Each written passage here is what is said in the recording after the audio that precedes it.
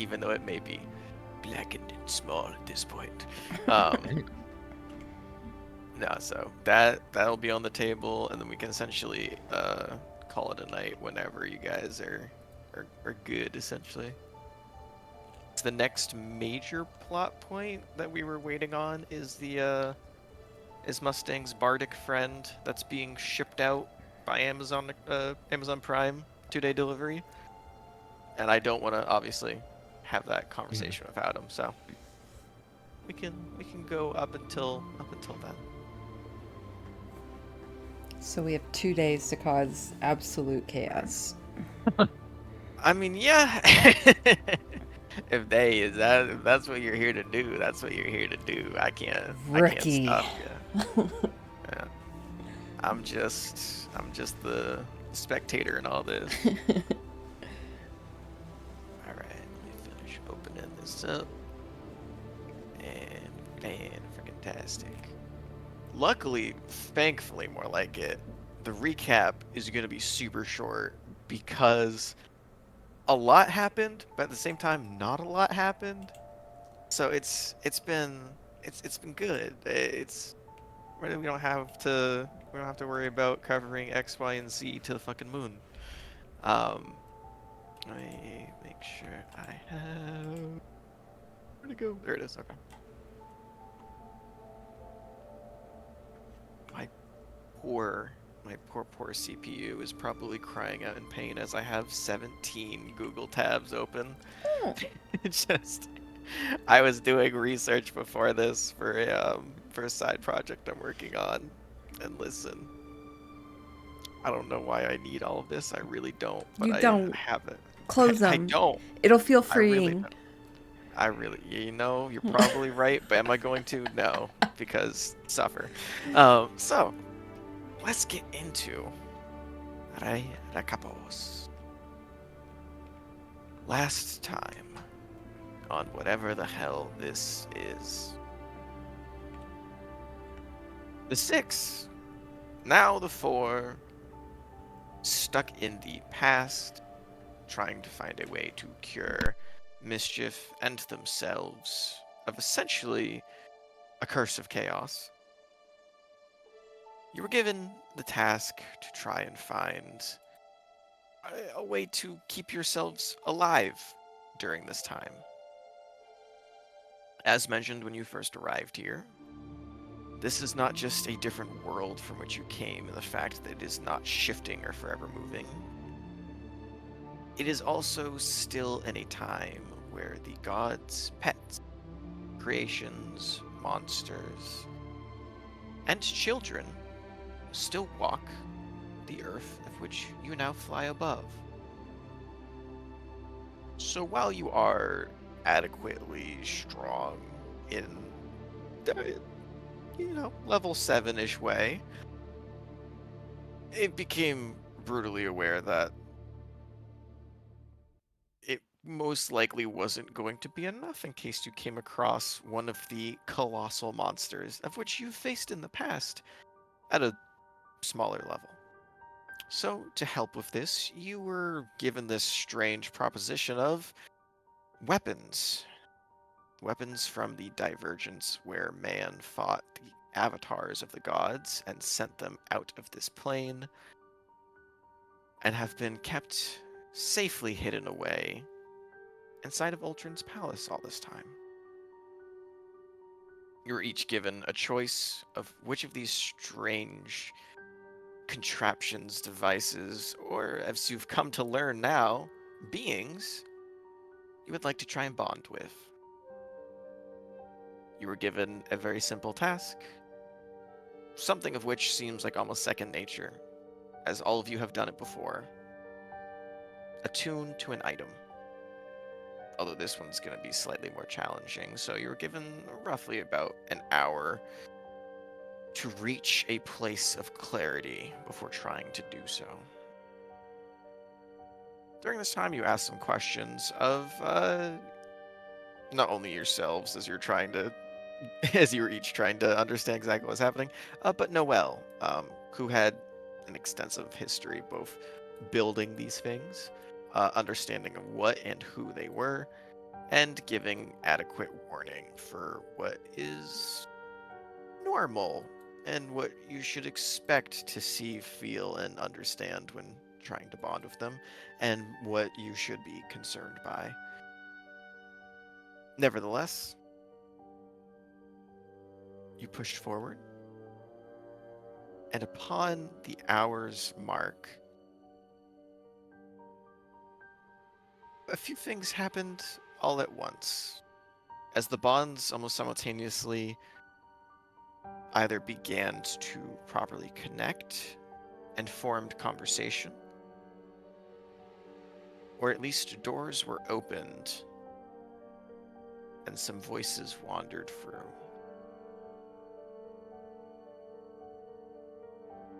I believe we ended up going in the normal Discord order of Kipley and Mordred.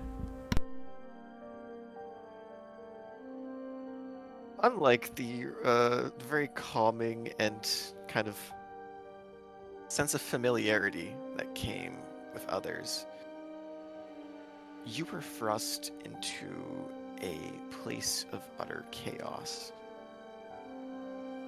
Something of which that wasn't enjoyable.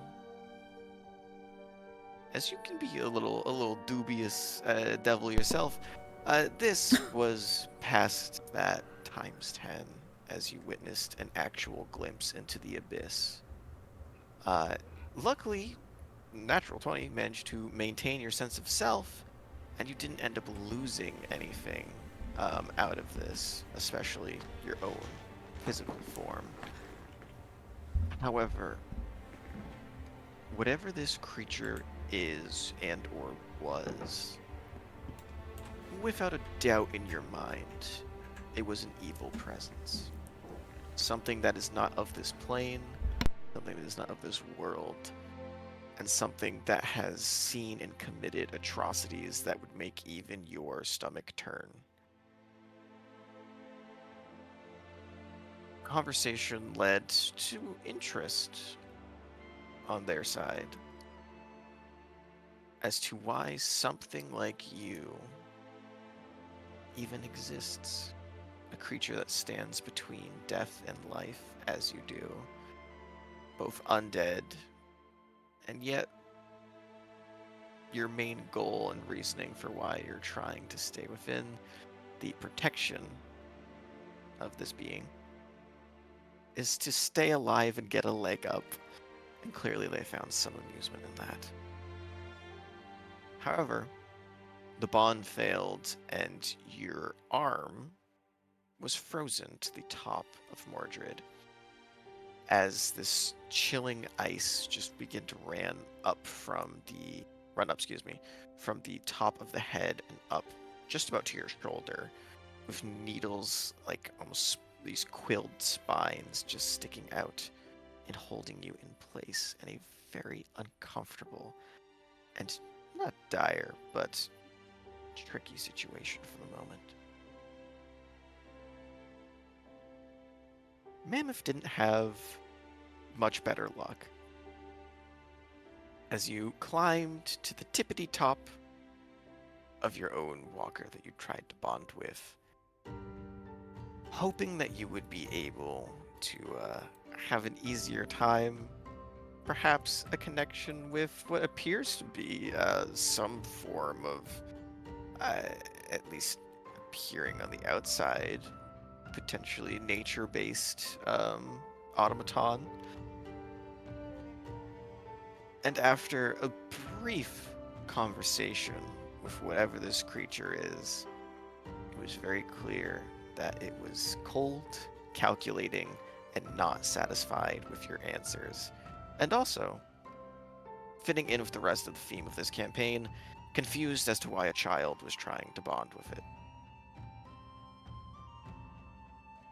And very quickly, Mammoth went from the tippity top of the crown to the cold, hard floor of the forge.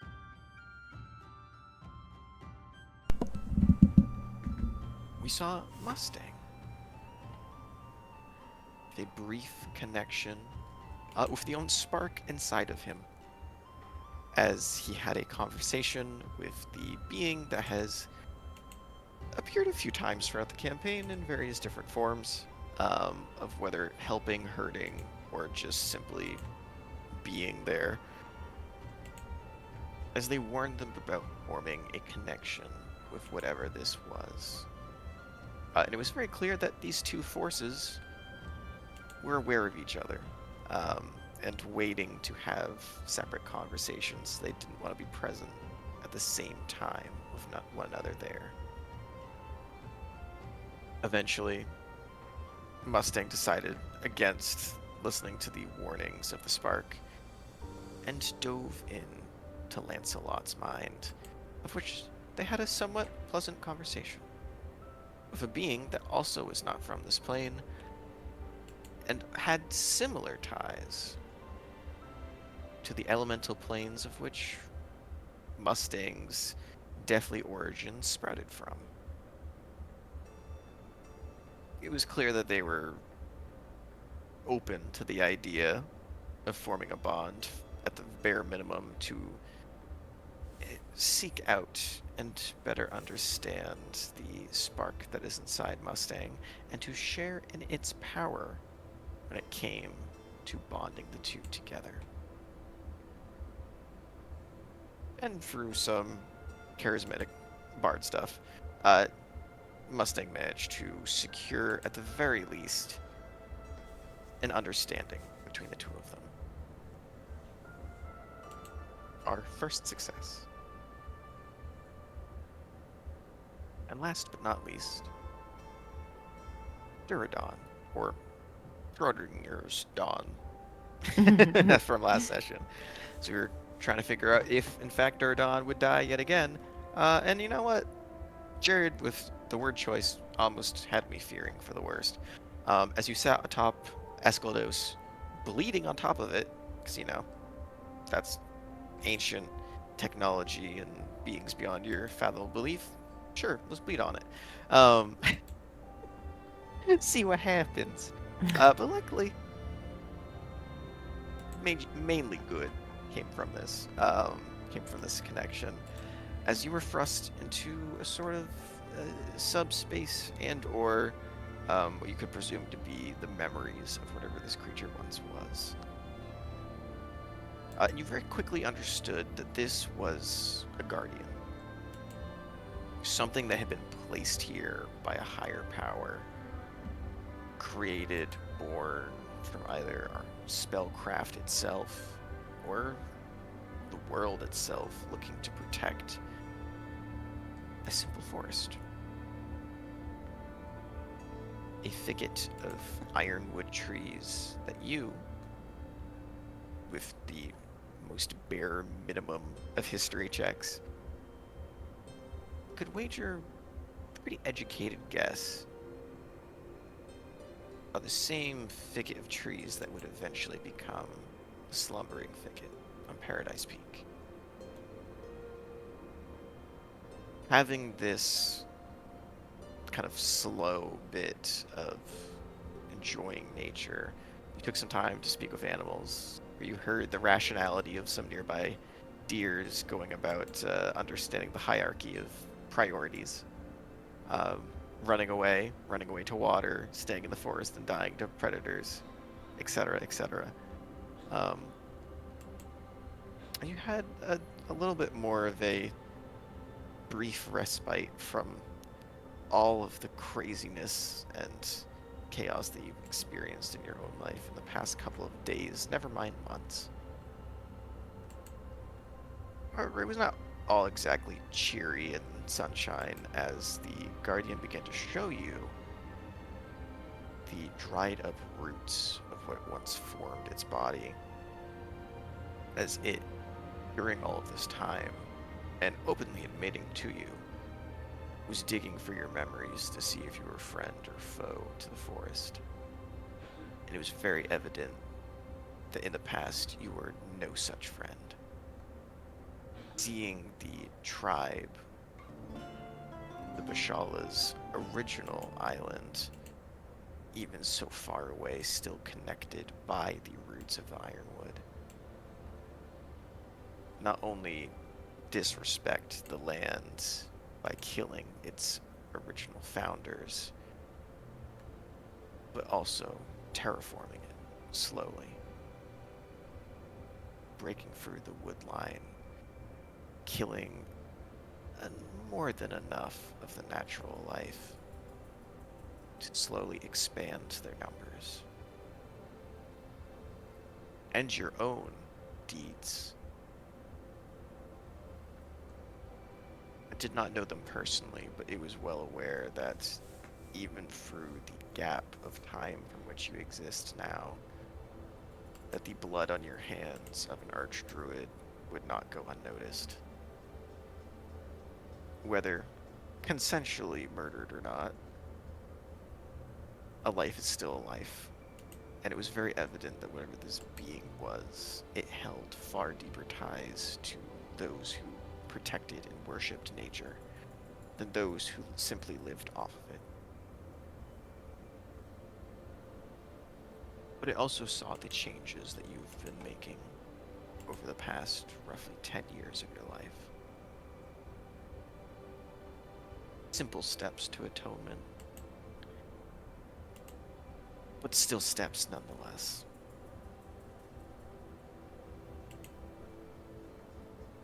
So begrudgingly, it asked what your plan was for the future. What you would do if you were to wield this power. And after giving it a satisfactory answer and some crazy barbarian charisma, um, me words good every now and then, you managed to strike up a deal where Duradon has now been given the purpose of not protecting the entire world and its fundamental natural life, but at the very least to act as a protector of the Ironwood thicket and the groves that live within it. And whether or not you will still be able to use Asclepius' bond, if this were to somehow fall through, that is to be seen. But after you all snapped out of your trances, some successful, others left unable to even speak for the horrors they saw, you quickly moved Mammoth back into his room with the help of Noel, and eventually gathered and waited as Kipley began making a new talisman. Duradon Mustanger asked a few questions of each other. You were all just sitting around the unconscious child, who physically didn't seem that worse for wear. Of course, he did fall 40 feet, so face kind of bruised and bloodied, but nothing that any of you hadn't gone through before. While you were waiting, Mammoth's mind seemed to be wandering elsewhere, into a familiar darkness, a void of which you've seen before some time ago. Looking up, not into a sky of stars, but all around you, just this inky blackness with the slightest twinkle of light gathering around, far off in the distance. And you saw as one by one they began to snuff out.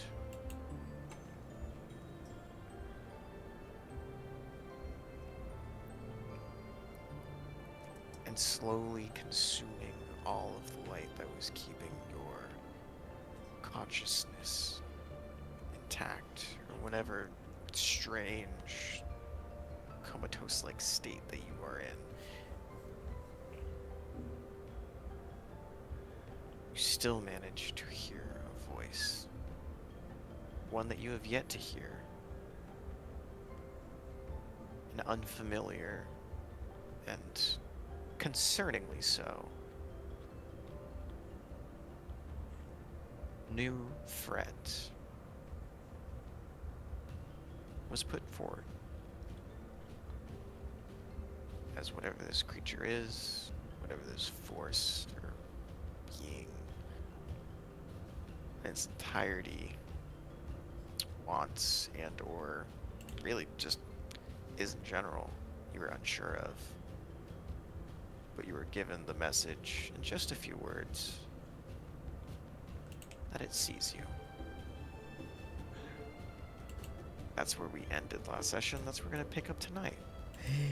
Now, Mammoth, I'm going to go ahead and ask you as we start off tonight's session, can you go ahead and roll me a Constitution saving throw? Yes. Ooh.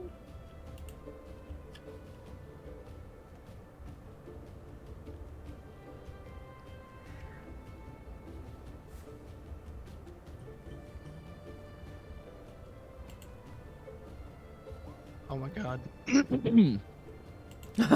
It was just one thing away from one. 18. Okay.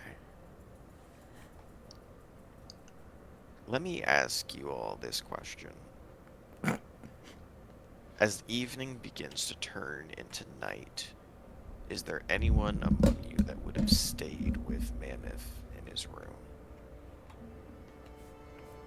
After the fact of Waves leaving you all behind and saying that he would recover upon the morrow. I mean, Kipri was going to basically spend her hour making the talisman, give it to him, like tuck it into one of his pockets, and then she likely would have stayed until she at least knew he was alright. So would you have stayed for the majority of the night? I mean, if he didn't wake up at any point, then yeah, she's fine sleeping on the floor. Durda?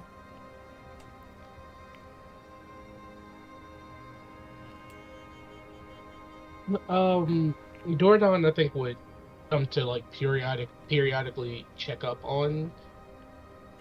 Hold on, there we go. Doradon would come to periodically check up on Mammoth, but I don't think that he like stay in Mammoth's room. He struggles to find like common ground with Mammoth. Um and he morally feels often that like he's placing a child in danger, and so he has to like cognitively distance himself as often as possible. And this is a reminder to him as to why maybe we shouldn't have a child. um so he'll check in because he is concerned, but he can't stay there.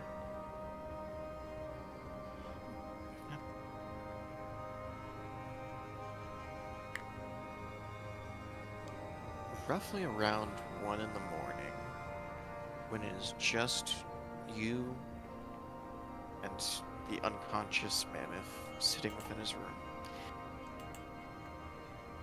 Ipley. Yeah. You watch as the still and unmoving body that just barely showed signs of breath and has not shown any remarkable recovery throughout the night. You watch as it begins to very subtly at first spasm. You notice at first just a kick from one of his legs. It kind of grabs your attention. And beginning to approach and kind of check to see if it is a simple him waking up or if there's anything else of concern.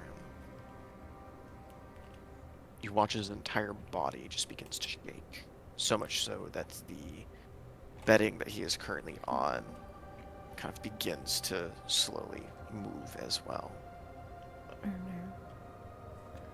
no, oh no, oh no. Hmm. She kind of... Go ahead. No, you're good. I just read Jared's message and I want to kill you.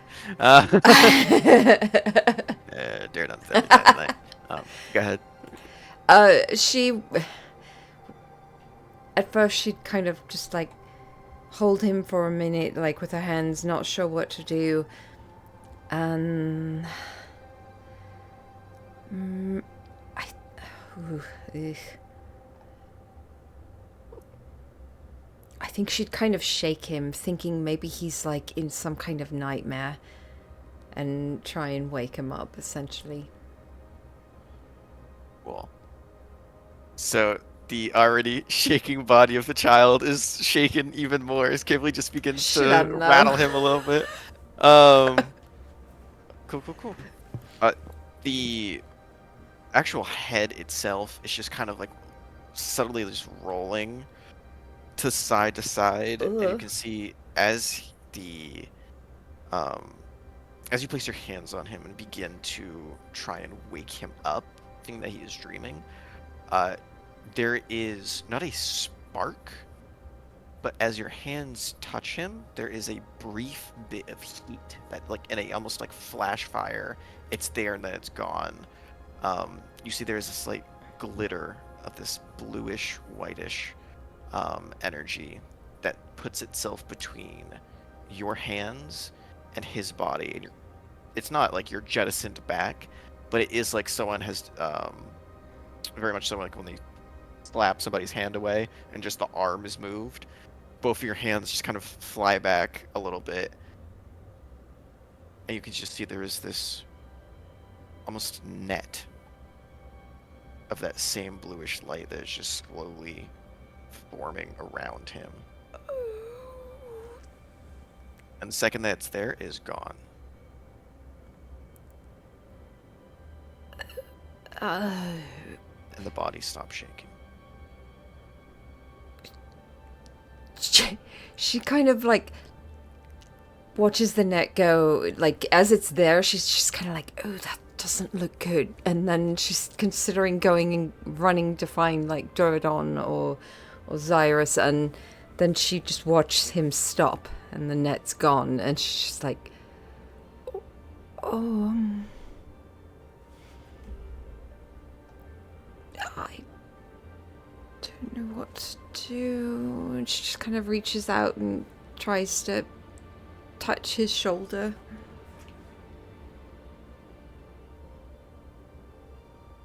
You touch him, you try and touch his shoulder again. Yeah.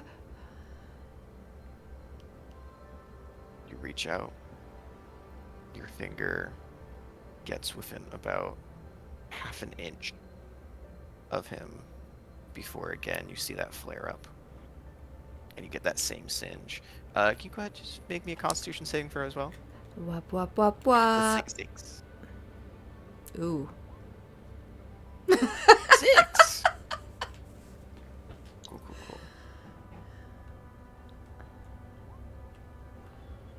You take 6 points of radiant damage. Alright. As this just kind of searing burn begins to inscribe itself upon the finger, running up from the original point, and begins to fully grasp at your palm before you pull away. And as you do, the effect doesn't chase any further. She like grabs her wrist, holds it to her chest. She looks for like just something small, like a friggin' pencil or something. She tries to toss it onto him. For the purposes of this, you find a quill. You take it, you throw the feather. Feather lands harmlessly on him. Oh, god damn it. I don't go anywhere. Do you promise? She stands there like pointing at him for a long moment. Okay, that's a promise. I heard it. So, you know, she kind of forms like a pinky promise in the air. Right. That's a promise. All right. I'll be right back. I'm going to go get some help. And she's going to run out of the room. She's going to head to Duradon's room. Okay. Bang on the door. At 1 a.m., as you are kind of deep into REM sleep, Duradon, there's just this loud slamming on your door that already you're not an insanely heavy sleeper just because of the past and the uh, even while on Paradise Peak and have the luxury of really being able to set in that feeling of safety. You jolt awake, and you can see that across from you, Xyrus also kind of bolts awake, eyes just kind of looking immediately, kind of instinctually towards you in confirmation before looking at the door. Jordan, Jordan, like an emo child in the 2000s, the 2010s, cut his wrist to summon a blade. You start to see the door handle starting to like shake, like she's trying to open it. If we get speared. Oh. Yeah. You see Cyrus on the other side of the room pulls a dagger. Jordan is going to hold his action. If he doesn't know who this person is when they cross this threshold, he is prepared to unleash hell. Like a sane person on the opposite side of the room, you see Cyrus look at you, look at the door, and then just kind of give you like this. All right, and you kind of look. She goes, "Who is it?" The doorknob shaking like stops. What, Cyrus? Oh, Cyrus! Ew! For fuck's sake, it's 1 in the morning. Get out of there! Duradon! What do you mean? She belongs here. I need you! Oh, Mammoth okay. needs you! The fuck do you Oh, mean? okay. Get out of here! This is no time for like hanky panky. Get out of there. We've got to help him. He's not. There's something weird going on. And her like face and lips are like pressed in between like the corner, so you can like hear her clearly, but you just can't see her. Yeah. Oh, Your voice came back. That's great news. As Jordan goes to open the door. you see the Cyrus from just across the room. Just, we're not even sleeping in the same fucking bed. Jesus Christ, calm down. Goes and opens the door with you. You see the ragged, kind of like dazed out form of Kipley as she's sprinted basically like halfway across the palace, because your rooms aren't right next to one another, like a good almost like 500 feet apart. You just see them in the now correct, able to talk because you've already had enough time to finish your long rest. Yeah, as soon as the door opens, Kipley like looks up, sees Duradon still in bed, and she's like, fine. And she grabs Xyrus's hand and just starts running down the hall. Okay, Hold on, all right. I don't have any. I sleep. Okay. He like, Savage Hunter. Surprise, surprise. Sleeps without clothes. So he's Birthday. a bed sheet and kind of wrap it around as impromptu clothing. And like an impromptu loincloth. Oh my god. I love it. Her brother is like, I mean, he has unarmored defense. Really doesn't have need for like clothes. Say no more. Yeah. Okay. Yeah. So, Running after him. new toga in tow, you begin to run after them as you all make it back to the room that both Mammoth and Kipley were resting in. You can see unmoving, unchanged from when you left. the body is still, and there is no immediate flare of runes or light that you can see. Okay. I know he looks fine, but watch this. And she walks over and she's going to poke her finger at him again. Wait, give me another con save. Whoppa. Yeah. 20. Okay. So you take 4 points of radiant damage. Your finger still does not meet the skin itself, but you are not flung back as previously you were. Okay. Yeah, she instantly like pulls her hand back, tucks it in under her other arm. See? You saw it, right? Yeah, but I'm not well versed in the magic stuff. Okay, What the he fuck is like started shaking and stuff in bed. I thought he was having like a bad dream or something, and then I don't know, this like that thing you just saw kind of peered over him, and then it suddenly went away, and he went still. But now, like every time I try to touch him, it burns me.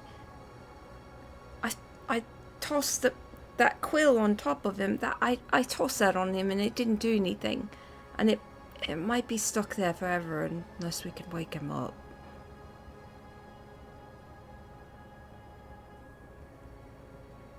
Cyrus? Mischief, any ideas? I, you know, Quill aside, really don't got anything going on at the moment. Arcane type things aren't really my specialty, and frankly, I've never seen this happen before, so I don't know. Have you tried throwing Say anything turning it else off. at him? Oh, oh, I was gonna say turn it off and turn it back on. But they dial. yeah. Sorry, just the job's hard to take it away from work. Oh Yeah. no, that's a Oh. great idea. Kippley runs over to one side of the bed, grabs the mattress, and tries to like overturn it. You're gonna try and fling him off the mattress? Yeah. Sure. So you all watch as this tiny little shifter woman runs to the other side of the bed excitedly, grabs onto it, and expecting I exactly unknown to what she was expecting. You fling it with all your strength. Go ahead and make me a strength check just for the funnies. Just for the funnies. Strength. Just for the funnies. Whoppa. Switch. Oh. This is why I ask. So it's not to the point where you can't lift it, right? It's not the fact that it's too heavy, or it's not the fact that you end up feeling spectacularly. That is that's not the problem. Problem is you take the mattress, which by the way isn't really a mattress. It's just he's just on one of the like lounge couches, and like 2 of them have been put together to form like a makeshift bed. 'Cause they wanted him out in the front still, because there is someone that's been watching him all night in the form of the bartender. And you flip the couch cushions at the same time with him on it, and there is a oh, that's right, you can't really pick it up for the mic. As I slapped myself on the hand, there's just a hard whomp of an impact as the still unconscious, unmoving body of Mammoth hits the floor, just slams into it, unmoving, no change, no flare up, just throwing the child on the floor. Kippley has like you could see all her teeth as she's just like grimacing kinda and looks up at you, Duradon. Really uncertain, like, ooh, ugh. I don't think that worked. Cesarius goes, what was the plan? Yeah. What was? Like, restart him. You know, Restart him by breaking his teeth? What is... no, you flip him over. Do you think restarting What? a person? What do you think restarting a person means? You've I'm... a full turnaround. You turn around 360 degrees and start again. That's probably closest to metaphysically turning your life around. I don't know that. That's not how That's not how people work. I don't have Well, magic. I wasn't the one that suggested it. I thought you maybe were. trying to I said no such thing. like maybe restarting like his hard. Have we checked? Oh, you can't touch him. I'll go over and try to touch Mammoth. Constitution saving throw. Okay. Oh, how fucked this is gonna be? Fucked. Uh, 21. 21?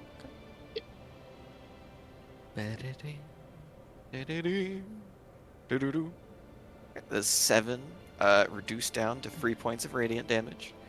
As you go to touch him, your finger gets the same half-inch distance before it's like you're hitting something that isn't there. And you see that same flare up beginning to burn. Do you keep your finger there or do you pull it back? Duradon is a bit hardier, so he's gonna keep it there to try to source out with like his perception where it may be generating from, whether it's a room or whether like also kind of like how like it really only happens in fucking fantasy. When you touch like a force field, it the context apparates a portion of it so that you can see where it begins and ends and shit like that. So he'll keep it there to try to suss out any more details that require it to consistently be going. Okay. You try and kind of focus and look to see if there's any specific part of this that you can notice is leading to a certain point, or if there's any kind of pattern within. You can go ahead and make me a Arcana check, if you will, if you want to. It's not really a perception game, unfortunately. Dang, this might be a wave thing. Cool. The Arcana, I'm not stupid intellectually. Yes, I am. Yes, you are. That's a natural blood 14. So you take 17 points of radiant damage. Okay. As the light tap that Kipley had on earlier, and when you first approached it, you realized, like, oh, it's like a small burn. But the longer that you're keeping your finger on, and as you kind of like move your hand closer to Mammoth to try and inspect, you see that the burning isn't a light burn, isn't a small burn. You have been singed before in the past. You have been hit by fire in the past from magical spells. You are well aware of what it feels like. This is like a very distant source of heat is beginning to like almost rapidly approach you, and you feel as if the longer you keep your hand here, the more likely you are to lose it, as it is only getting hotter.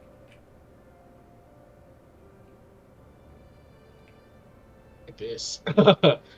He'll remove his hand. Um, Okay. uh, You pull away. You see the body still unmoving, unchanged.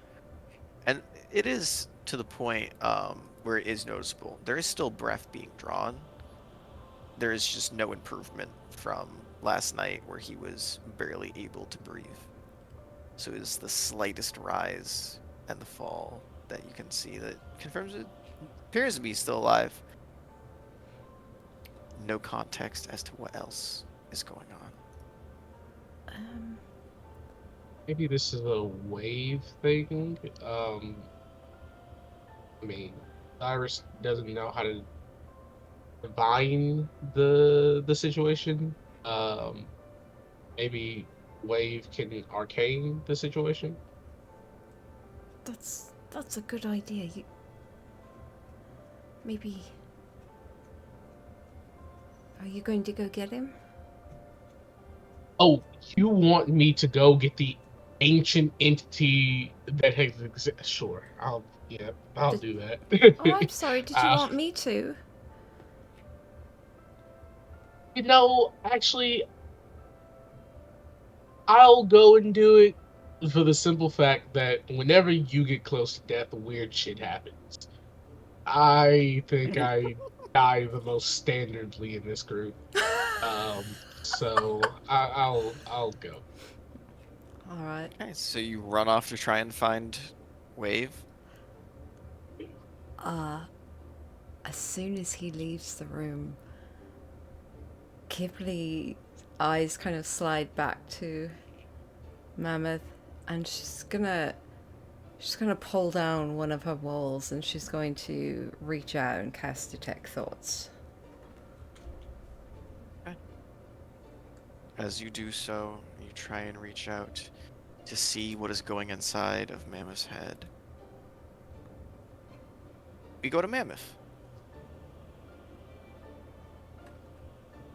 As the darkness fully consumes you, the voice booms out, and sheer terror begins to fill your body.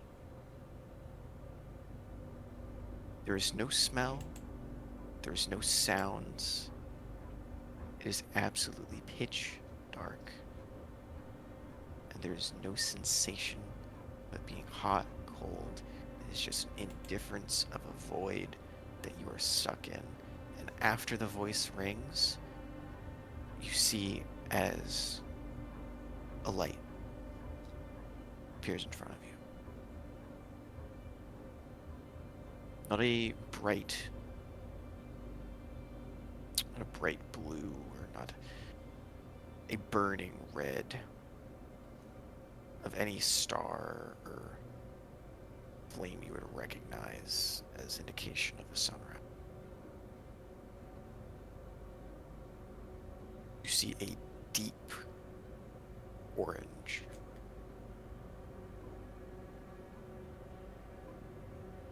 With this large black slit running through the center.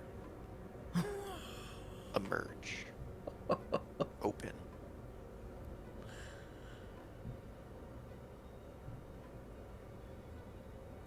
Most of you probably would have to make an assorted roll of guessing what exactly strange it is, but for a child that grew up around nature all of his life, you are most certain, as you've seen it before many times in the past, you are very familiar of what it looks like when you are being watched in the middle of the night by a creature, and when light reflects in their eyes.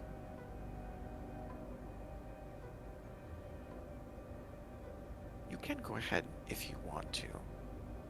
You can make me either a nature or I'll give it survival check. Try and better understand exactly what species this might come from. 25. You have the talisman too. As the talisman's effects are not active, you gotta be awake for that, baby.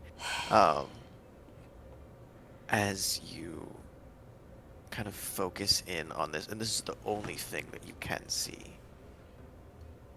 the size in comparison to yourself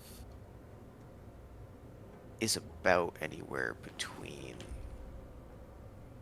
in reference to Mammoth's enormity, um, it's about the size of one of the sails on the Dragon's Vow. Those are roughly anywhere between 25, 30 feet in length. And you can see as it towers up, it does slant into a more refined tip. And you recognize that this is more reptilian than it is of any other animal that you would notice. And it's confirmed as it blinks and you see it slowly, the covering of skin completely envelop the darkness before it opens up once more. Staring and almost burning, and feeling of not just being seen from a physical standpoint, but making you feel like you want to run. The immediate fight or flight kicks in, and every morsel, ounce of your being is telling you to flee. And yet, in this current circumstance, there is nowhere to run.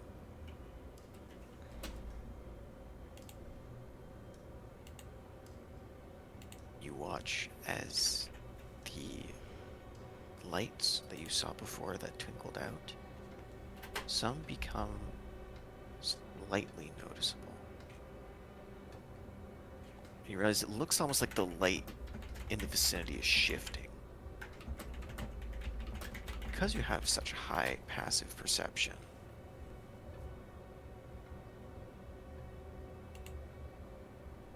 I will allow for a perception check as you begin to look hurriedly around you at the changing situation. Looking for anything of an 18 or above. That is a 27. That is goddamn. Okay. Almost 10 above the goddamn DC. What a 27 will get you is you are almost certain that whatever space that you were in, the lights that were snuffed out from earlier weren't. It was not in the fact that they were consumed and or simply put out.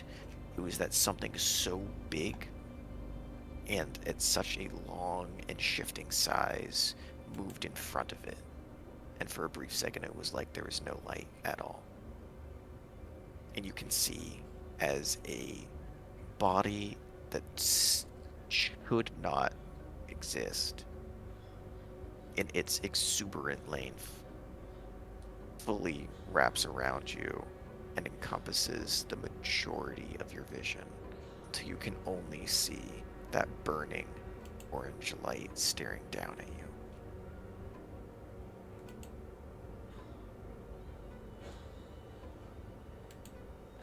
In that brief moment, is there anything that Mammoth would like to do and or say?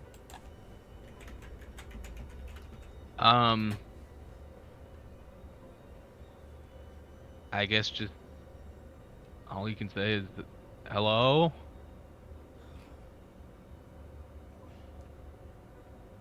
The eye blinks once more, and you can see it gets brighter as it approaches you. First staring at you from the front, it now moves alongside of you, taking in the small frame of your body, and it is like the very moon itself is being shifted around you in orbit, with how from one side goes dark, the other lights up with its movement. And you see as the slight gleam of what seems to be not hundreds, but thousands of small sharp, almost serrated edges begin to gleam into existence. And you get the first feeling that you've got um, of a sensation of temperature as warmth, hot, uncomfortable, and disgustingly rancid warmth begins to leave this creature's breath as it opens its mouth to speak once more.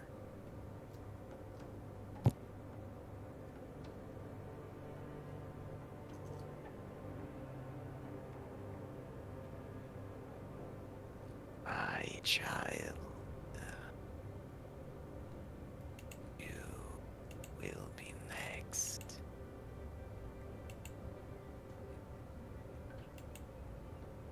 May hide for as long as you think you can. But no matter where you go, I will always see you. The eye blinks once more, and you can watch as the jaw of whatever this thing is opens, and the image of death in Mammoth's mind of a complete pitch black void of nothingness, the end itself, feels like it has come into existence as you are eaten and swallowed.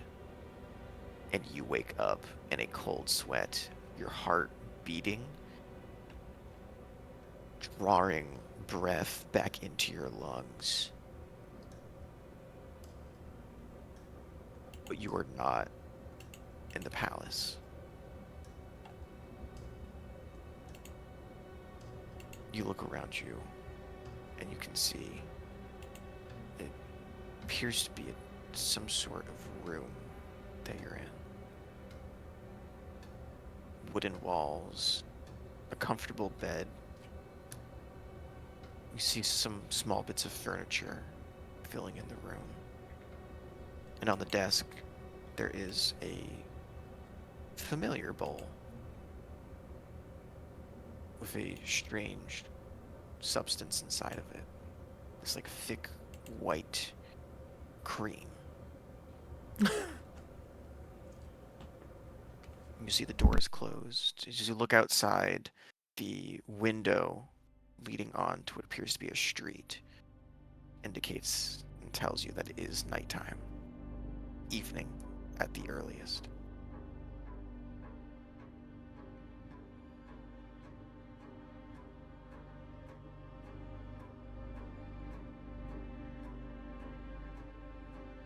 You look around.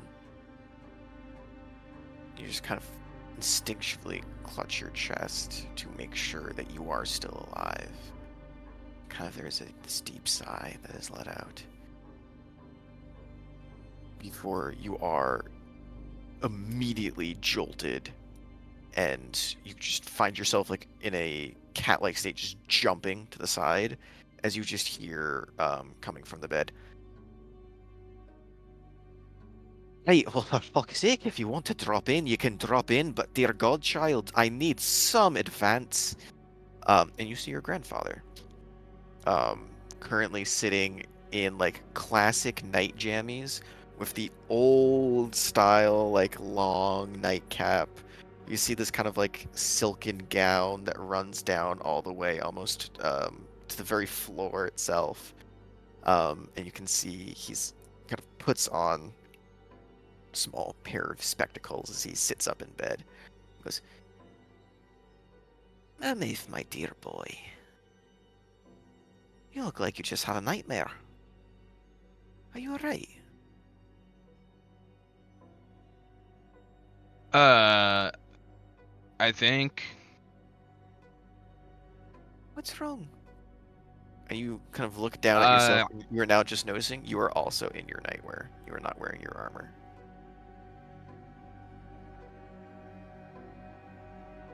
um, well, I don't really know what's happening right now, and I think there's weird shenanigans going on with time that I can't really explain.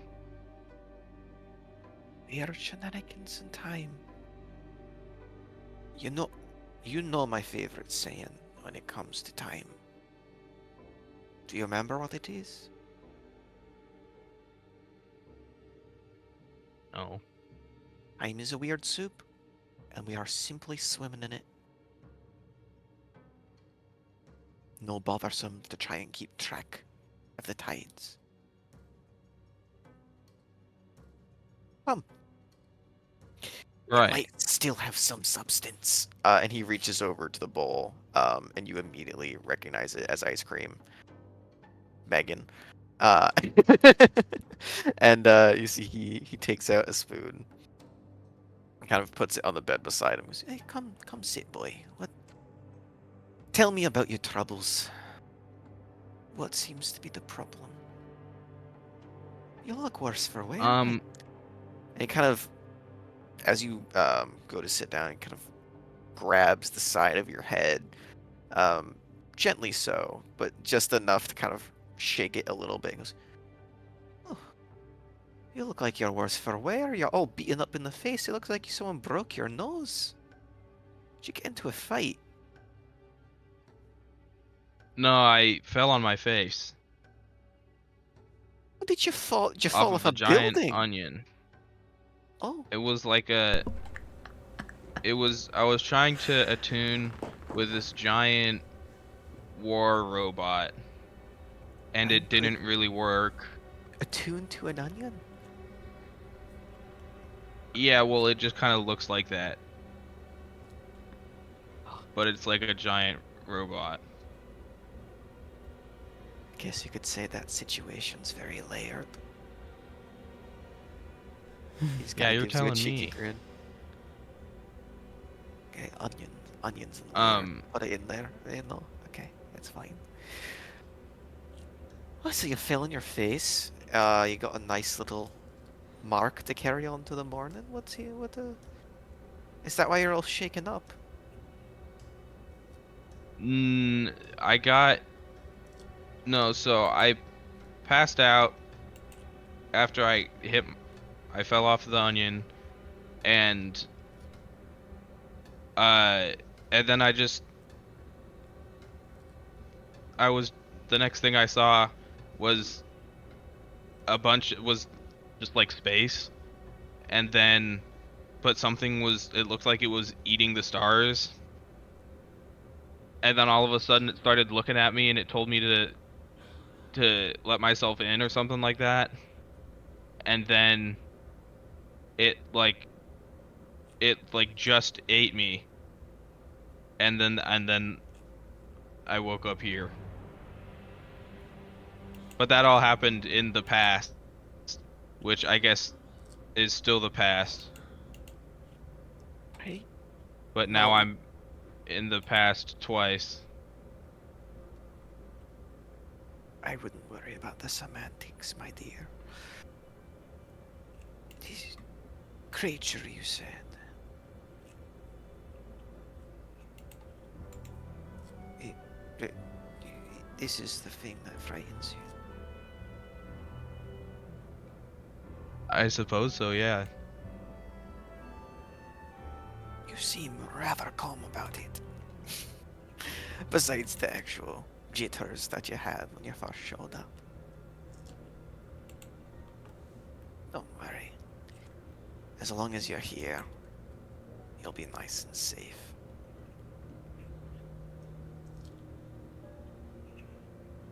Where is here? What do you mean? A home between Like, homes. You've been here before. uh, You look around the room, it seems pretty unfamiliar.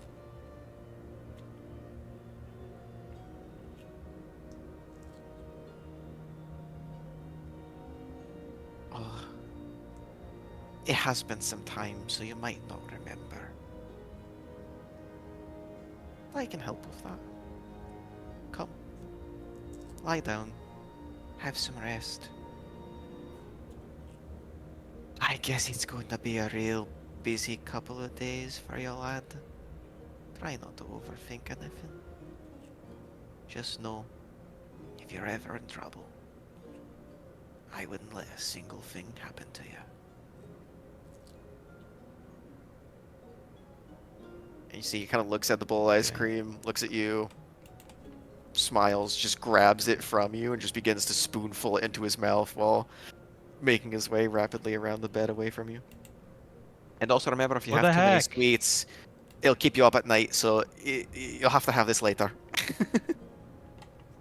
And begins to Man.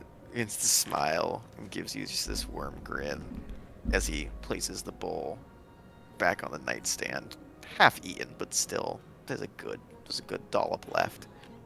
He goes, "Sweet dreams, my boy, sweet dreams."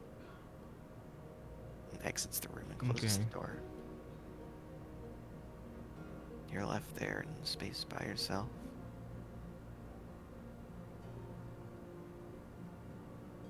Feel just this intense feeling of grogginess beginning to set in. Almost like you haven't slept in days, and this is the most comfortable bed you've ever laid in. Feel your eyes kind of getting to blink, the eyelids themselves feeling heavy. You do see the bowl of ice cream is still there. And the battle I'm eating between it. which is more important, yep, loses in the end, as even in the midst of falling asleep, Mammoth has the bowl resting kind of gently, gently in your arms, and a spoonful of now mainly melted, frozen, once frozen cream, just slowly dripping onto the sheets as you fall into a night's rest. Can you go ahead and make me a wisdom saving throw?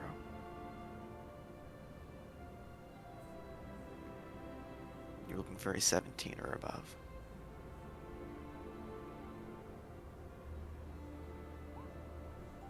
Oh. 15. Uh. Would you like to use inspiration for it?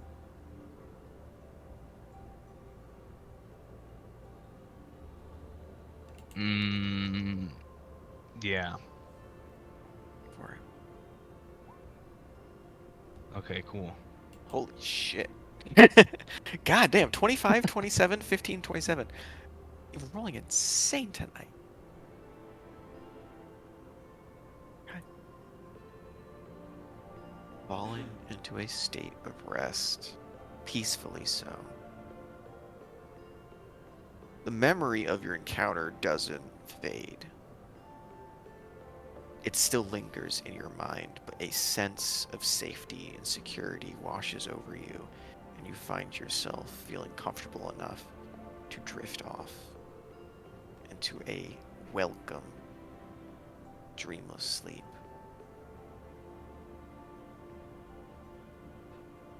However, for a few brief glimpses, almost seeping in and then immediately back out, you get that same uncertainty of where you are and that question of when you are. Putting together the fact that you are, in fact, 1,000 years plus into the past, still unsure of exactly how far. Your grandfather was there, and he was still looking out for you, but your grandfather was there. And the thought kind of toils about in your head, and the unfamiliar room begins to muddle your mind.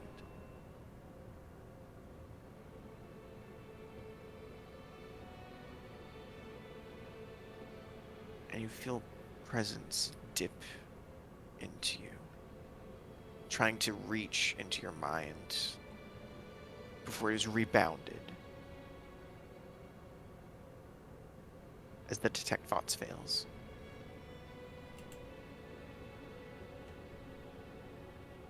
Your sleep is peaceful. And as the rest of you gathered around Mammoth, kind of watch over the course of the next hour, the strange runic net that was forming over his body. And every so often kind of poking at it with various objects. You watch as a small secondary flare appears and fades. You can see his breathing returns to normal, although in a cold sweat, and kind of leaving a little solid little spot on the floor there of a mammoth imprint. Appears like seems he's somewhat back to normal. At the very least, health-wise. See Zyrus kind of pokes him. No flare. And she immediately kind of wipes her finger on whatever bottoms Kipley is wearing. Oh, gross. He's very sweaty.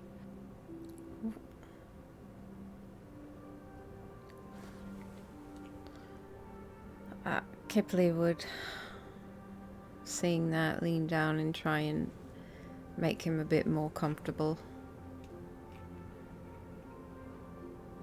Oh wait, he's awake or he's still unconscious? He's not awake, he's still Okay. unconscious, but the breathing has returned to normal, and the not being able to, the inability to touch him seems to at least be gone for the moment. Now, Duradon, you were the one that went out to go look for Wave, right? Yes. Cool. How long do you try and look for Wave? He'll give us. This is a big place. He'll give us solid 30 minutes. Fantastic. To Say no more. exploration. Go ahead and give me a investigation check. I know, back-to-back bangers of what you're good at.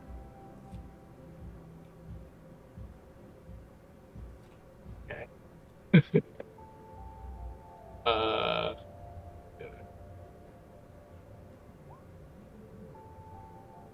14. 14? You do spend a full 30 minutes looking, to no avail. You actually have never seen you've never seen Jesus Christ. You've never seen Wave enter a room. You've never seen a room enter Wave. You've never seen either at this point. You've never seen Wave enter his own private domicile. You've only ever seen him go to wherever Ultron was, and or fade into that strange fog cloud that appeared last time he entered the throne room. So you're just kind of opening doors, checking to see if any are locked. The majority of them are. No luck seems to be found. But by the time that you do head back, you see that Mammoth has been moved back onto the makeshift bed. And Kipley and Cyrus are kind of just sitting across from one another, just looking a little bit less worried. Nobody was gonna like magically message me that I didn't have to look for Wave anymore. Oh, I don't have that ability. I guess I could have. Just didn't come to my mind. Kipley, like, looks at Duradon pointedly and just, like, mouths, "You're sleeping with that." You're making a lot of presumptions. Whatever, she didn't see it. I'm in your head. I see everything. Jordan is going to tell them to say, we've sleeping is a bit of a stretch. We slept together like one time. Um, at this point, I think it's more me fawning after her than actually being together. Um, Mostly in part due to like the trauma of death, but like I wouldn't say sleeping together. I mean, the same room, but not together. Is he making We hand have to have a gestures when he does that? conversation. He 100%. does. Hand movement. He does. Uh, Yeah. because Yeah. yeah, no. Ever since we got on the um flying dragon palace. No, how did you say it before? Patty cake, pansy, Hanky pandy panky. Oh, something, hanky thank you. panky. Yeah, no hanky panky has been had. Yeah. It's Just also in case, you slapping know, the you were monkey, concerned. fisting Slapping the the monkey. blanky. Slapping the monkey sounds more of like a solo venture for that. Unless someone is the monkey and they're being slapped. I don't know. I mean, I offered to share my secrets with you, and you got really embarrassed. Right. What secrets were we sharing secrets? What did I miss? Like the things None of Fitz and your I do. concern. None of your concern. Actually, Jordan, I why don't you mean, go look for him again for another 30 minutes? Maybe you'll find him. but like I like I like secrets. I'm well, mainly because I don't think I have a lot of them. I'm very pointedly open with all of you. Yeah, you're quite boring. We know. Oh, Yeah, he still has charm, but a dull blade can still be loved. that is so rude, Cyrus. Does that mean you love me? Joking. Yeah. I said can. Okay. I said could be. Listen. Yeah. I only hurt slightly. It's okay though. All Careful right. now. In front of the child, really? Charisma's always set. Courage. Charisma, neither of your stats, by the way. Yeah. Both of you, not even above a 10. Oh my god. Charisma? Yeah. Not for you, for Xyrus and Oh. Duradon. Yeah. It's a cleric and a barbarian. Like, what do you what do you expect? I don't know, say conversationalist. Do you think we should wake him up? Or let him sleep and rest? He's a growing boy. Is that actually? I don't know how halflings work. Is he going to be hitting like puberty soon? Like I What? think like because like don't you need more rest when you go through like the big change? Oh my There's a god. big change. Kippley just starts shaking him. Wake up, wake up, wake up, wake up. Start shaking the child that has been through hell and back. She doesn't know. And oh yeah, no. It's fine. After probably about 15 or so seconds, Mammoth, your long rest is interrupted. And you do warily come to consciousness for a brief moment. Wait. Long rest Before- as in he was long resting through all of that nightmare shit? Yeah. Okay. My mistake. It doesn't require you to sleep peacefully when you're taking a long rest. You can have nightmares, still rest. But you wake up. Go ahead and make me a Constitution saving throw. You're looking to be a 19 or above. Hey. 22. Oh Cool. fuck! You don't immediately fall back to sleep. Oh. Your eyes are barely open. There's just literally like slits right now, and you're just kind of. you can't even see the room around you. You can just see Kipley's face as she's right in front of you, shaking you. And you feel like absolute garbage, but you are in fact awake. Oh, Mammoth, are you alright? Are you okay? Well, maybe. Yeah, I'm all right. Are you sure? Do you remember? Yeah. What do you remember before you fell off the big onion thing?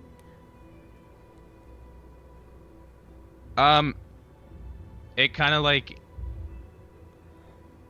I saw like this creature eating the stars, and then it ate me, and then I woke up at like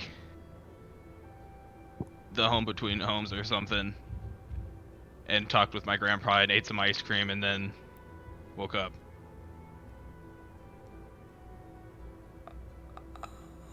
Oh, okay. Yeah. Well, okay. You, you should just get some rest. Maybe here, and she pulls the mattresses back onto the couch and sleep on the couch.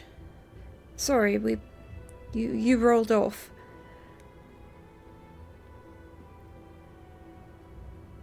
I rolled off. Yeah, you were having like a right fit. You were having a seizure or something. I don't know. That makes sense. All right.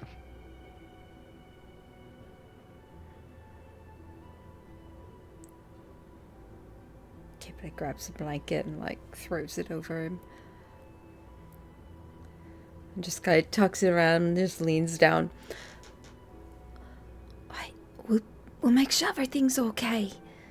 And, don't think of big monsters swallowing stars or, blue magic nets. Just go blank. Magic nets. Yep.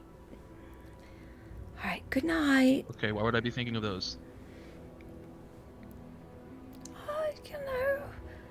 You might have been covered in one while you were unconscious.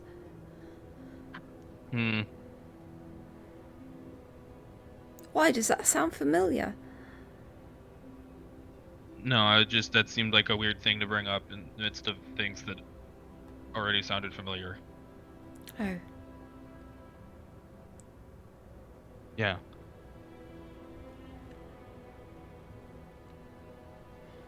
Well, if Mustang were here, they'd give you a strict talking to. No more onion climbing until you're fully well. All right. Alright, go to sleep. Okay. Unless you don't want to. No, I think I will. Okay, good night. Okay, good night. And the second you close your eyes, you are out cold again. It isn't like immediate snoring, but there is a second of like, Mammoth just closes his eyes, rolls slightly, and then he's just out. You can immediately tell by the breathing that he is back into, not fully back into REM cycle sleep, but definitely into deep sleep.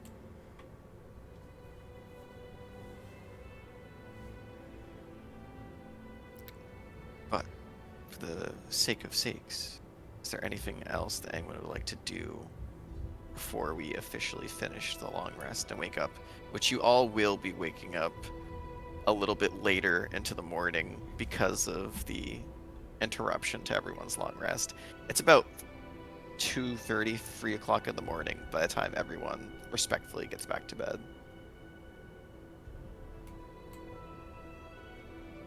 Nope.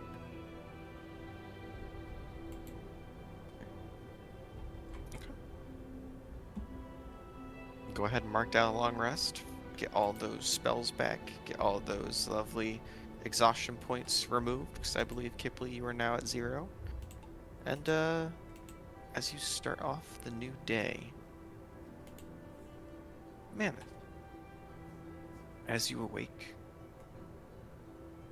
You feel refreshed in your physical self,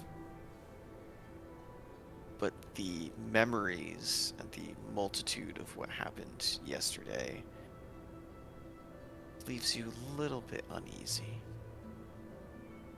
However,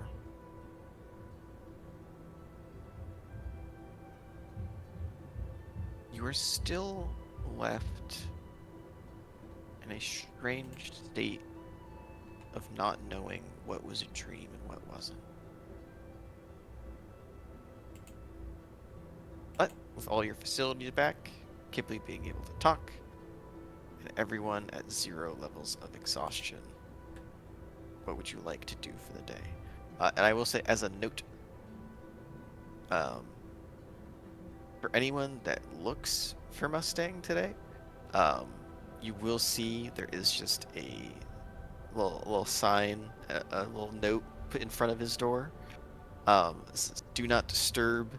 In deep meditation, trying to figure shit out. The spark is talking to me, and I don't like it." What does this sign say? Oh, Do it's, not make me repeat it. it sounds. I mean, it says not to to interrupt, but it also says that the spark's trying to.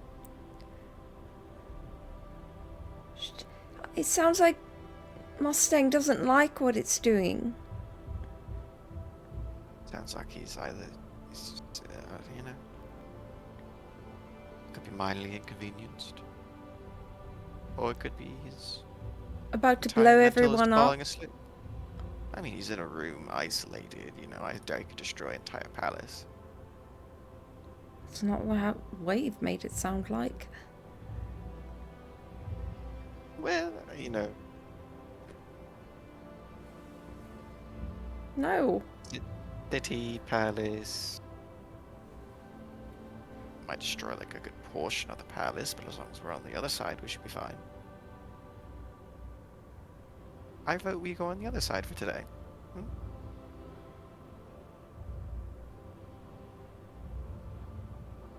Kipley's lips just like purse.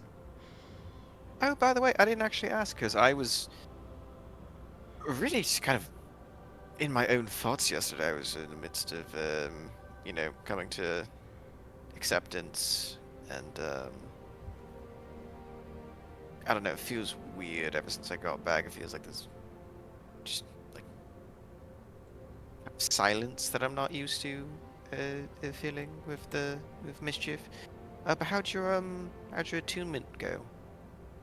Are you all set up? You're all bonded with whatever weapons that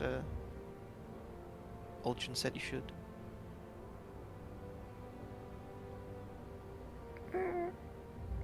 I am. Oh, really?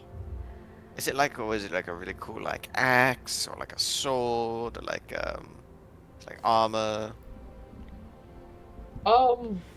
I nature and hands. that's that's a great capacity for violence. I mean, all of them, I believe, have that, but like nature coded. It was honestly, Nature coded weapon. they're like like two blades, two very special and unique blades. Oh, so it is a Um, weapon. yeah.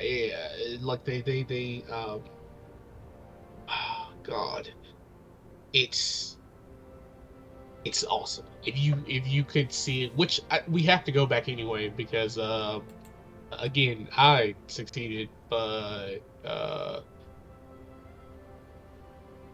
you gotta get your shit together. So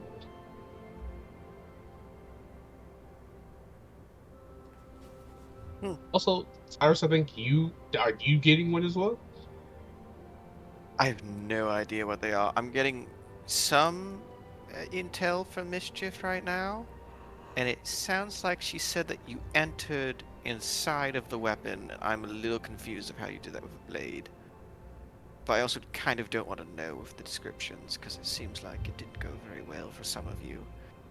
And she just kind of gives like a sorry bud kind of look to Kipley as soon as she says, she gives a little apologetic, like, no, no offense. The bonding process is, as far as I know, don't go in it until you made a good bond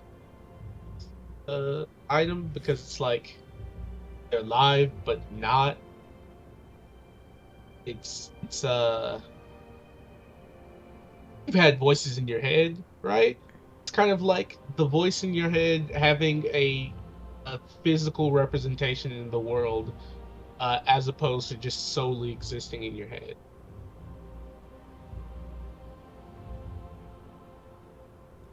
Did you have Okay. to convince it? Oh, me? Yes. Um, but also I think fate and irony had something to play, because of the ones that I could have chosen, probably the best one considering my life prior. Um, but yeah, there was definitely a point where he asked like, why should you be like worthy to wield me? I was straight up honest. I was like, probably not, but you're pretty ancient and you seem very wise. And I kind of don't want to be a dickhead for the rest of my life. Um, so I think it would be really good if you gave me counsel on how to be a better individual. He was like, Oh, well, we can start by you taking responsibility for guarding at which you previously have destroyed other guardians of. Um, so that's how I became a protector of a place. Um, yeah. oh, So well, how'd that's your nice. divisions go? And like, where did you kind of fall off with your conversations? As he looks Kipley Mammoth. No pun intended. Mm, I mean, that was pretty much it. yeah, mine just kind of threaten to dark things. I honestly don't remember.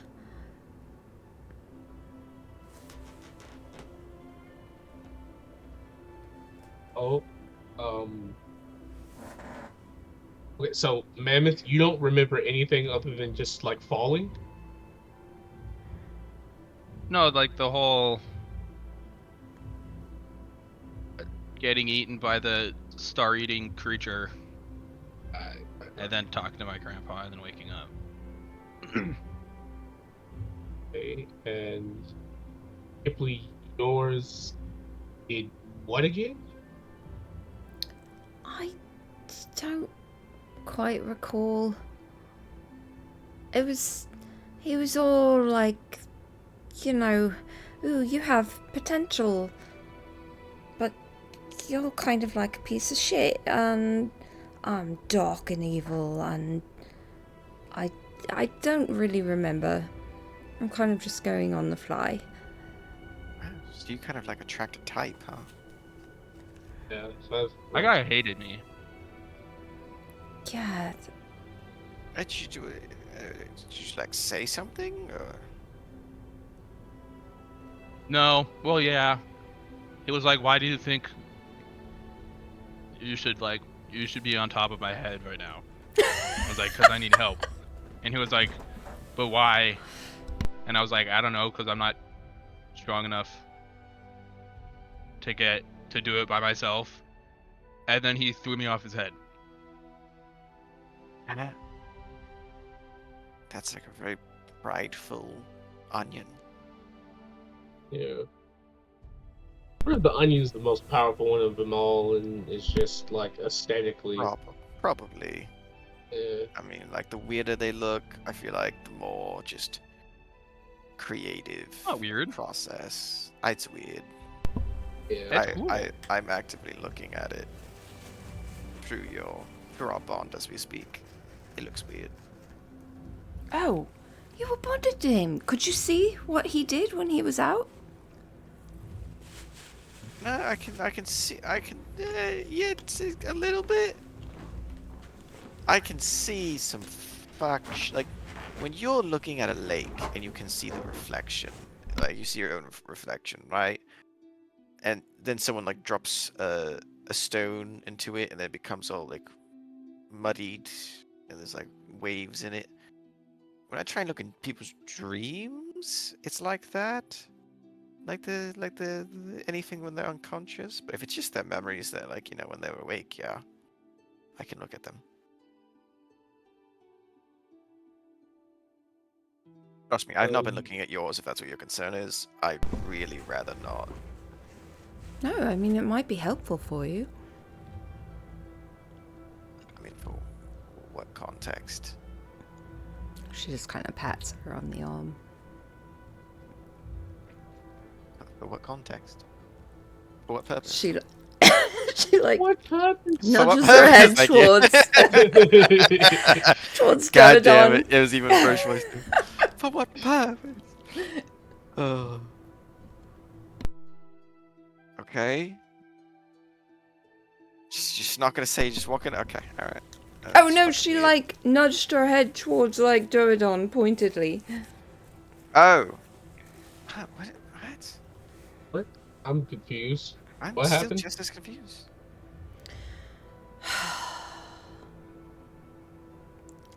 Oh, wait, are you talking about the thing that our little solo mission thing? Yeah, that's what I'm talking about. Okay, cool. Honestly, though, I'm gonna be so real with you. Mustang was very vulnerable about his demons that he holds within. Maybe we should have a moment to talk about the things that occurred. Um, you know, Hmm? yeah, saying it could help in the future, it also could be a detriment in the future, and it seems that our fates are intertwined very deeply to the point that we all kind of need to succeed. So Right. not having No. any like What were you? What were baggage would you? be really cool. What were you referencing again? I kind of Oh, zoned out Kindle. halfway through. What? Yeah. What? I thought you were talking Yeah. about Mustang. No, I was saying that Mustang was very vulnerable about his inner demons. So in Right. that spirit, we should probably be very open about other potential inner Okay. demons. I thought she meant that I should look to see what happened to him, and then you went on a different thing. So I was just trying to confirm, like, we were at the same level, because it clears some miscommunication. Miscommunicados, Well, that might have been what she was talking about. I was just using the mentioning of a circumstance to allude that maybe we should talk about other elephants. Because we got a lot of them. We got a lot of fucking elephants. A lot of fucking elephants. And we're not a fucking zoo, so I'm just saying.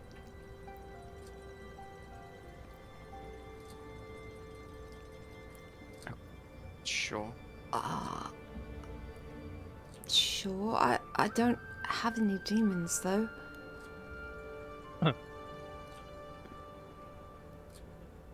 Sure, you're positive. Yeah. I'm missing Blade and Friend would say otherwise, but again, I'm not here to out your business. I just need to be known that, and remind you, I was there on the boat. It died, was still very conscious. When what? When you had your little transformation, not little, Oh, definitely not little. I think we should just Yeah. talk about your bony patron of yours. yeah. Yeah, she doesn't normally do that. Yeah, she actually apologized for that. Oh. Yeah. And I don't think it's a demon form. Maybe it is. No. No, it's... I don't think so. He literally traveled with a woman who dealt in bones like they were gold, and half of the shit that she did and like rafting and the gory removal of body parts does not compare to the sheer force and terrified nature of what you became. Um, so that don't really know the history of like fiends that deeply, but that looked and seemed like some very, very like demonic shit. Oh. Yeah, um... I guess I didn't realise it was that... like that. And at any point, if you want to like, because I feel like there's been a lot of like peering into people's memories. If you just want to see how you look, I don't know if you have that ability. I don't know what you're very shielded about the magic and the things that you can do. Um, Well, no, I'm not. I know that you can sometimes become a bat person, become a demonic embodiment of like a bone creature, uh, who does not want people to peer into your like consciousness, which is fair. Uh, Well, sometimes hit people with like bolts of energy that don't hit a lot. I don't know what that is. I Um, don't... That's oof. Accurate. uh, That's accurate. and and you lie. Like that is those are the four core things I Okay. know about your capabilities. Alright. Okay. I... I... I... I do lie. Um... It... But yeah. I mean, it's... But it's... It's kind of... You gotta think of it like an armor or a shield. Like if something's coming at you, you just naturally, you know, hold it up. That's just... It's kept me alive this long. And it's really hard sometimes not to. It's just kind of natural at this point. Even if I'm not the best at it at times.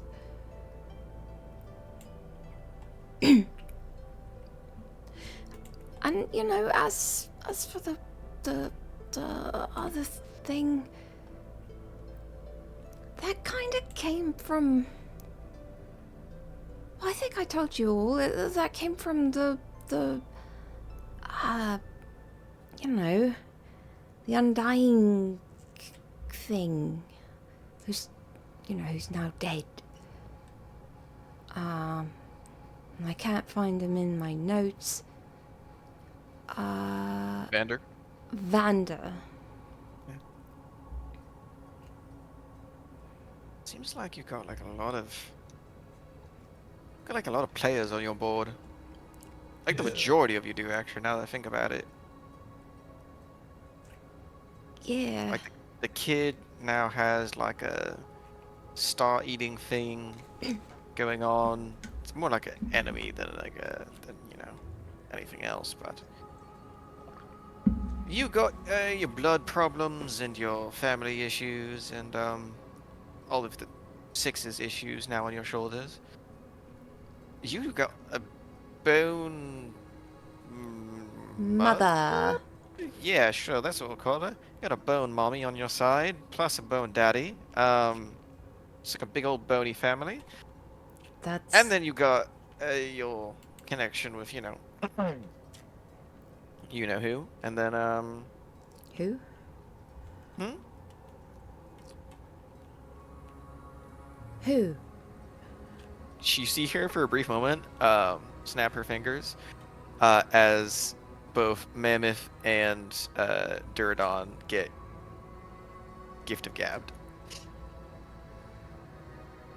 So only Kipley remembers that. 6 seconds.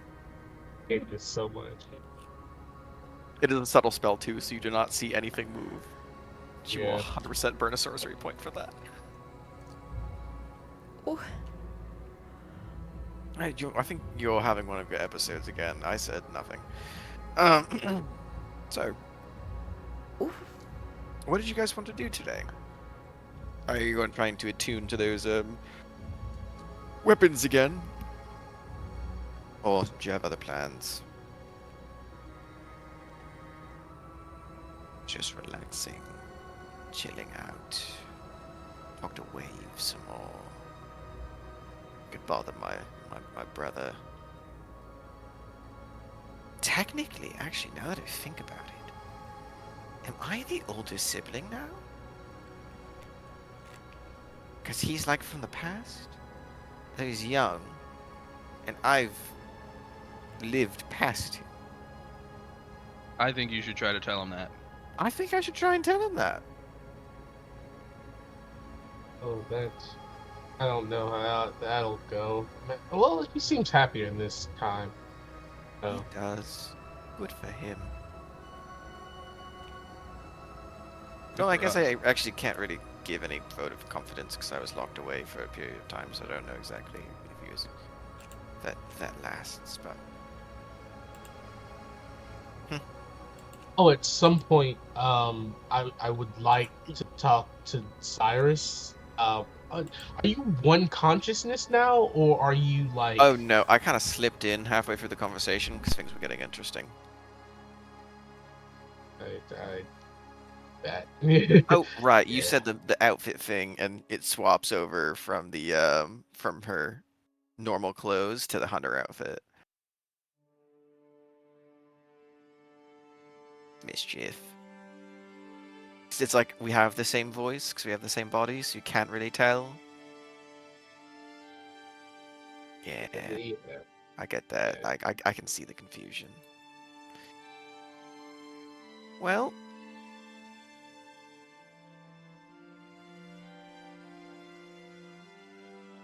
what were we talking about again? Just at some point. Okay. Oh no. Please go on. No, it's fine. Okay, you go ahead.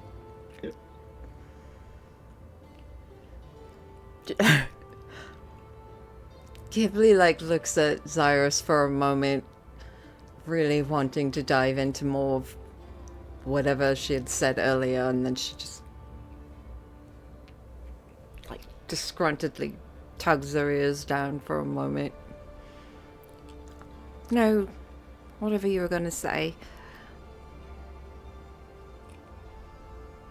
I think all of you should just take a nice vacation, nice little break.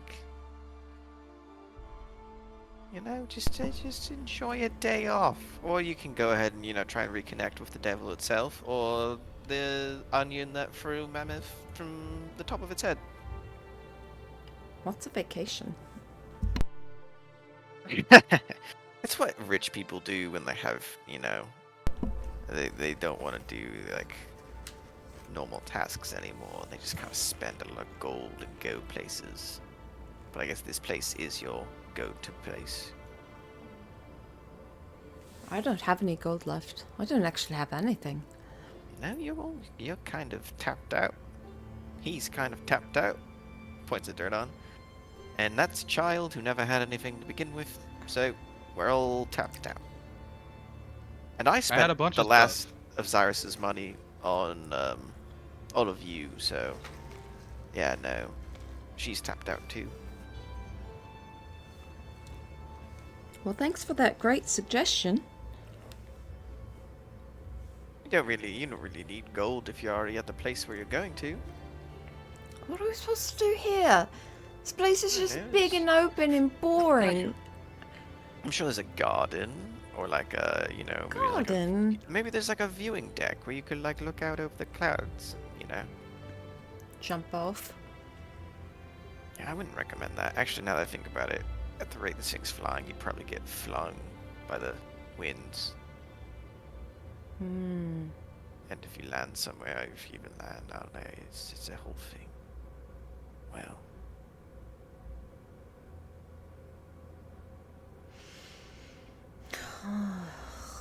Kind of taps her foot a little bit. do, do, do, do. Yeah, we don't really do board very well. I mean, is there anything you guys want to try, or like, is there any memories you want to revisit? I can cast Dream. I could take us on a group trip into each other's memories. That could be fun. Alright? Oh wait, that's right, you're all crazy. Never mind. Not all of us are crazy. Point to the sane person in the room. To who? That's not crazy. Yeah. No. That finger should go nowhere, because there's not a single sane person here. You're the craziest one here. I never said that I was sane. Listen. You can be self-aware and also be a problem. Oh, very true. I'm not crazy. No, you're crazy. You're violently crazy. Yeah, no, you throw your body on the line for like the stupidest shit. No offense. The dumbest. But like, these people you Excuse barely me. know, you died for them like 7 times. Two. Kind of crazy. Hold on. You Hold kinda on. keep getting up and It was yeah. a mission and objective, and I was a person whose word meant a lot because that was the only thing that I had left. Mm-hmm. But like, for what purpose do you do this? What purpose? Sorry. Why are you mimicking me? It's very rude. It's not even a good accent. For what purpose? And then you have Kipley, who I don't even need to explain. That's just Kipley. And you have like an emotionless child who like sees horrible things. Don't even know anything about him for where it came from. Just know that he showed up, killed a bunch of people with you guys, has been totally cool with it the entire time. And then you have a, whatever Mustang is as well. Just, oof. Your owlin friend, I think, got stuck in a safe future for a year.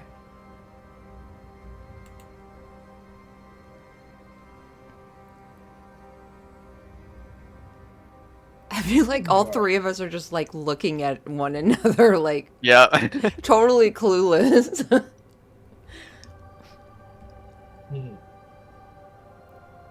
Well, that is quite the opposite.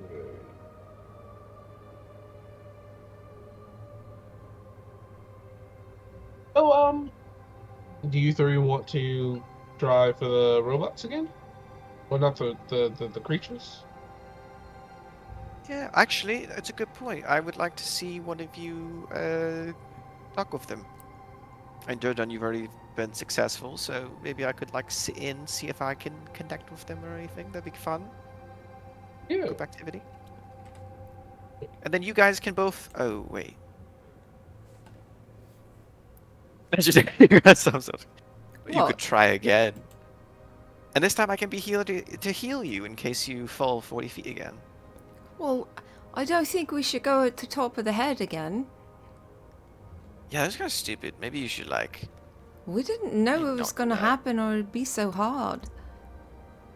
Well, they wouldn't like us. I mean, I told you that from the beginning that it would Yeah. be a difficult thing. I think it was didn't hear that. word for word said that it'd be difficult. Oh, I must have missed it. Have it Because in the they're like transcripts right here. Yeah, She they're kind of like minor collusion. illusions, like a sheet of parchment, and has the exact description of what Noel warned you about. As Article A said that this could be extremely dangerous. Did not to climb in it or on it, but you did, and yeah, it's like Oh, you have one a really good pickable. memory. I don't. I look for yours. So you have a very good memory. You've just complimented yourself. Look at that self-love. I don't remember She any of that. taps you on the shoulder. Like selective hearing, but you just have like selective, you know, everything. Mammoth, do you want to try connecting with Onion Man again? Yeah, but I want to see if I can get some advice first. Okay. Did you... From who? Uh, Probably the Noah lady. Oh. Oh yeah.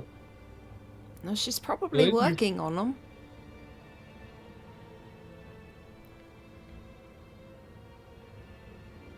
Alright, let's go. it's a little. One, one, one, one. Yeah, wada wada wada wada. Um, yeah, you all begin to make your way downtown, walking fast. Um, and you make your way to the forge, which you've now uh, comfortably can remember where it is, despite this place being overly massive. I think it takes you about like 15-ish minutes before you arrive, and then finally you can see the hot kind of not like uncomfortably so, but just like humid atmosphere of the forge greets you once again. And you can see the Noel isn't immediately visible, but you can just hear the midst of what sounds like somebody um, either like rummaging through something or just going like and bashing something against a wooden crate. And as you approach, you hear it crack, and like a large splinter of wood is just seen like thrown about like 10 feet in the air before it clinks against the workshop wall. At the sound of footsteps approaching, you just hear, oh, fucking A, right? You shouldn't be like this fuck. These fucking, whoever packed these is Hi! completely incompetent. Hi! Oh, hi there. Oh, What you hi. working on? Um, I haven't done inventory in a very long time, and I was just trying to sort through after you mentioned like the whole healing thing yesterday. I felt like, oh yeah, we have maybe like a couple dozen potions around with all various effects, but I can't seem to find them. And I have no fucking clue where in this massive hellhole of a storage space they put them. Oh. I had like a few different helpers when I was moved in here, and I couldn't move it all in by myself. But they were extraordinarily incompetent, it appears, because I cannot find a single one of them. But I'll let you know if I do. Just maybe don't stand on top of their heads this time, eh? Yeah, that was If the you're gonna be trying again, plan. I assume that's why you're here, or you're just gonna No, ask me that's why for we're Yeah. here. things. But Mammoth also wanted to talk to you, and while he does, I'm gonna go try and find your potions. And she skips off and starts looking around. Alright, please don't drink any of them if you do find them. Okay. I don't think they're labeled. Alright, what can I do for you, lad? Um, you've uh connected with them before, right? I With the big one? I piloted the one at the very end, yeah. I think I Graven's his name. I was wondering if you could help me attune with mine, because he doesn't like me very much, and I don't really know why. Right, yours was Hector, the one that looks like an onion. Um, Yeah, yeah. I haven't really piloted him before, so I can't give you too many tips, but the bare minimum from which I can tell you is that he's a slight bit of a egotistical prick. The one who requested him was a very notable and very annoying, I won't say very annoying ranger, but like a very, like when you have a bit of a tad bit of narcissism put inside of yourself, and you're like, oh, you're better than you. Yeah. I don't need to explain to you, you're a child. I get it. His ego kind of got carried over to this because the being that he was made from didn't really have a lot of thoughts. It was just kind of like a thoughtless being, not very intelligent, just kind of eat, live, breathe, die, repeat kind of species. And yeah, it's not exactly like he is the one he is inside of there, but like a good, I want to say like a portion of him is probably mentally keeping the bandwidth going. Hmm. So you might want to try being like all kiss-assy, respectful type things. Okay. Or at least don't try and go pride for pride, because it will. It has. Yeah. Yeah. Or you could just select a different one if he's giving you too much trouble. I can set you up, maybe, but I don't know. Not yet. Sure. Take your time until you're. You don't need to do it on the first or second try, but if it seems like it's impossible, there are other options. Okay. Alright, God's. No, actually, not Godspeed. I guess he doesn't like that phrase. People's speed to you. Maybe Right. don't go on top of its head. Yeah, I'm just gonna. I don't know. I'll figure it out. Go for it. Alright, you need to. Well, all of you make your way over to your respective walkers. Because are you gonna try and attune to Esclados, Thirdon? I thought he was already attuned. That's what I thought. No. The original attunement was simply trying to reach out and have a conversation. You do not actually attune to these things until you get inside of them. Yeah, I was gonna, Oh. gonna From a try. mechanical And standpoint, yeah. Trust me, you only passed phase 1. Like, even Dirt on a Mustang, despite the fact that they accomplished having a conversation and made it an amicable one, if they try to just pop in and show them, most It's like, likely would still, yeah, it most likely would still not work. sorry about that. Or at least the majority of your class abilities and item abilities would just simply not function. And you would just be inside a big hunk of metal and flesh. Ew. Gordon's gonna try to go at this the same way that his father made Oh, him go at every other training. yeah, And uh, suffer until he gets it right. So, hell yeah. sure. Well, everyone, you can go ahead and rev up those engines, and let's go ahead and make some rounds for those wisdom and charisma saving throws. And since we already have one person who did success, we'll do you last, but we'll start off with Mammoth. So since you Go. failed last time, the DC has increased. It has gone up from a 17 to an 18 for your wisdom, and your charisma is now sitting at a nice, pretty. I think you passed your charisma last time. Let me actually double check before I lie to your face. I'm 90% sure that you passed your charisma check. Oh no, you failed both. Nope. Charisma check has also Okay. gone up. Okay, so I'm gonna use inspiration on that wisdom, obviously. 11. Oh, keep in mind, since it has been a long rest, and you are back to yourself. You also do have Kipley's D4 for saving throws in case you Ooh, fail. yeah. It's not gonna help you there, but just in case the Yeah. next one's close. 27. Okay, you succeed on the Yay. wisdom. For charisma. Come on. Shit.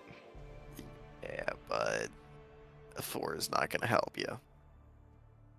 Okay. We'll keep that in mind. And you are out of inspirations. Kipley. Yes. Could you go ahead and make me a wisdom and charisma saving throw? You definitely passed your charisma last time, but you failed the wisdom, so the wisdom's gone up to a DC of 18. Okay, so charisma and wisdom. Mhm. Going for a DC 18 of wisdom. Oh no. Charisma? Okay. Um, Definitely a fail. And can I use my inspiration? You absolutely can. Okay. Oh, that was the wrong one. Okay. Buddies. Oh my god. Nope. It's not the day for it. 12 on charisma, and go ahead and make me that wisdom saving throw. Oh, you want me to redo it? Yeah, you can reroll Okay, wisdom. great. So you were trying to roll charisma before, right? Yeah. Yeah. Oh, exactly 18. You have no idea how badly I wanted you to fail for that.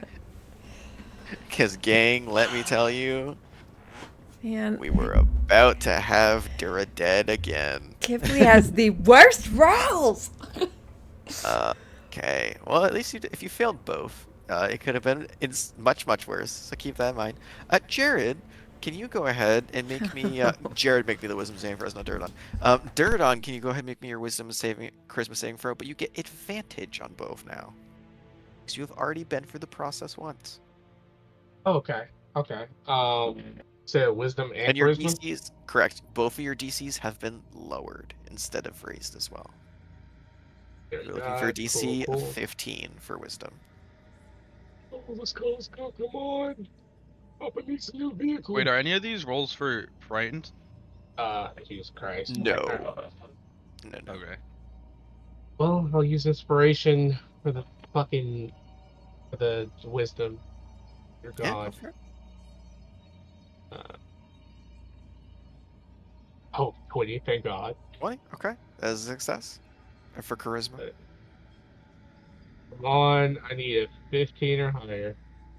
Uh, there goes the second fucking point. Jesus Christ. Uh, We're I will say doing the good, charisma doesn't matter as much for you. The wisdom doesn't matter as much. Because you've already made the deal, and you already have an understanding. It's just, I would still recommend if you have the second inspiration point to use it though. I am. Yeah. Oh, go fuck 9. Cool. yourself. Okay, you still fail. Uh, oh my Oh, god. fuck yourself. God damn it. Ah. Man. So it's like the best way I can describe it to you, explain it for what both of these mean. Because I think I explained it last time, at least slightly touched on it. The Yeah. wisdom is to maintain the mental fortitude of when you're reaching out to these creatures, because these are beings that are far past the understanding of what you even can begin to comprehend what they are. Um, it is like reaching out to Eldritch Horrors and saying, "Oh yeah, no, I'll stay sane. It's fine." That's for your mental sanity's sake, and that's for being able to keep your any mental effects that you might have in check. The charisma aspect is your sense of self, so it is stopping anything that if you fail the wisdom save, it's essentially stopping them from being able to influence yourself, whether that be your body physically, whether it be making you do something, whether that be if you were inside of it, control it. That's what that is for. Um, so it isn't like It isn't like they're going to do it even if you do fail in this case. It is just that you are going into this like if you are riding a horse and you've already ridden the horse once and you have an understanding of respect, but the second time you just kind of like not even skipping the process of greeting it, you just try and jump on and ride. It's like different dynamic type thing. Um, so you're not in trouble, but it's certainly not good for some of you. Cool. Who wants to go first? Any volunteers? Or I could go in order again. Because, In boy, order's everyone fine. failed at least one of these. Let's go in order. Go in order? Alrighty then. Mammoth! Buddy, old Oh god. pal. It does take the hour. The hour goes by. And you feel the same link that you established last time of trying to reach out, form that connection. You're trying to focus on the item aspect of the attunement aspect, of trying to open up that doorway and go in with the understanding that you are going to talk to a creature who last time threw you from its head onto the floor and broke your nose. Focus, kind of ground yourself. Where are you when you're doing this? Are you sitting on the ground just placing a hand on it? Are you sitting on like a lower aspect of it? Where would you Yeah, like to be? I was just gonna be sitting on the ground, like Okay. basically on his foot. So you're sitting on its foot instead of its head. Definitely smarter. Focusing in. Your eyes close. And you get the same presence fill your mind as it did last time. And the voice does ring through. It seems like you are a glutton for punishment. You have come back when you have not changed at all, and you are barely. Oh, nope, it is still the same day. Time is weird. What do you want, small child? I don't have time for you. I was hoping that you would teach me about stuff that you did when you were around. You want me to I want teach to learn you? from you. Yeah, you seem like a And knowledgeable. why should you, of all people, have the honor that it is to be a student of mine when you don't even know exactly who I am? You see power and ask for it, but you do not seek to understand it before you even approach it. Well, that's why I wanted to learn from you specifically, is Mm, because I wanted to learn from you and learn wisdom from you you have attempted to bond first. twice with me, small child. And yet, each time you leave yourself open and available for me to do terrible things to you if I really wanted to. Well, I just think that I shouldn't. I should just trust you. You know, I feel like that's maybe step one. To put And if trust I, in something in this unknown is dangerous and very stupid, and I would very highly recommend if you try to survive in the future not to do such things. what I want to do is I just show you that. am merciful. Many other creatures could have just killed you by now. Right, you're very merciful. Thank you. It does please me to see that you are trying to make an effort, even if it is as simple as it appears, in asking for my teaching, you said? You want to be my student?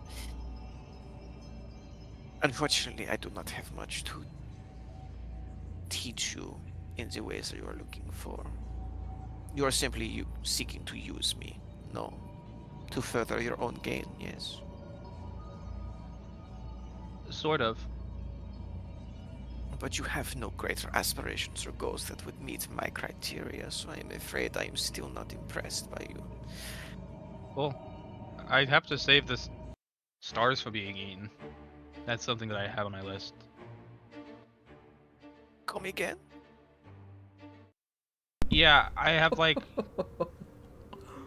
I had like a dream of something like a giant lizard thing eating the stars, and then he ate me. There was like a whole bunch of stuff, but I apparently that's something that I have to deal with according to my grandpa. Um, and so I was hoping maybe if I learned from you, I would have a better chance of succeeding.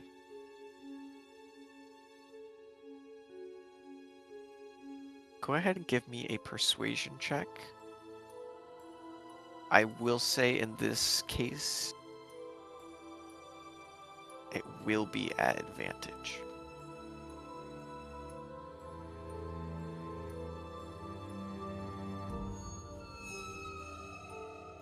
Say open. Why didn't? Okay. And keep in mind, you can use Oh, the okay. Oh my god. Oh, brother. This guy's thing. Um, yeah, even the D4 Tell. is not gonna Yeah. it's not gonna bring you up to the necessary requirement for that. You hear a voice go, say such things, and I believe you for a moment, but I am still dealing with a child, so I do not know if these dreams actually have merit or not. Children dream of things all the time, that does not mean they come to fruition. Well, that's true, but I'm special because I'm You're a druid. special, are you now? Yeah, there's not a lot of those left, and apparently I'm a special kind. You are a special kind of druid, and there are not a whole lot of you left. My dear boy, from Yeah. what era do you come from? Druids are aplenty. Uh, Oh, you speak nonsense. I well, my buddy over there, his family basically killed all of them. You could, It's like, as you begin to say that, you could feel the roots beginning to wrap around you once more, as coming out from underneath the ridges and the armor plates, you see those same kind of green vines begin to reach out towards you and wrap around your body, not immediately going for your throat, but wrapping around your chest, wrapping your ankles together, kind of like a hog tie. You can feel it begin to creep around your body as you're continuing. right, yeah, I suppose that doesn't really matter. All of this bores me ever so. I am very uncertain of what you would even be capable of. If you were to gain my respect. You say you are a special kind of druid. What special kind of druid are you, mister? I am the last one of my kind. I use the stars to do magic instead of Oh, you are a special nature. kind of star druid, you say? Yeah, I'm a star druid. That is the special kind. So, do you like to make up fairy tales every time that you talk to a being that could kill you with a single thought? Or is this just your first time? Um, I'm not making things up. I, I can show you if you don't believe me. my dear child, star druids are born once every century or so. Even then, most of them die before they could even go through the process of being birthed. The curse of Uh, the druids lives through them for generations upon generations. It is well known that a haunting force stops that, so you saying that you're a star druid is simply a lie. They do not exist anymore. uh, well, if I showed you, would you believe me then? And how could you show me? Going to I could. minor illusion a cantrip of a star in your hand? No, I was gonna get all glowy and blow out like a cosmic bow. I'm going to give you 6 seconds. If this is a lie, I'm going to snap your neck.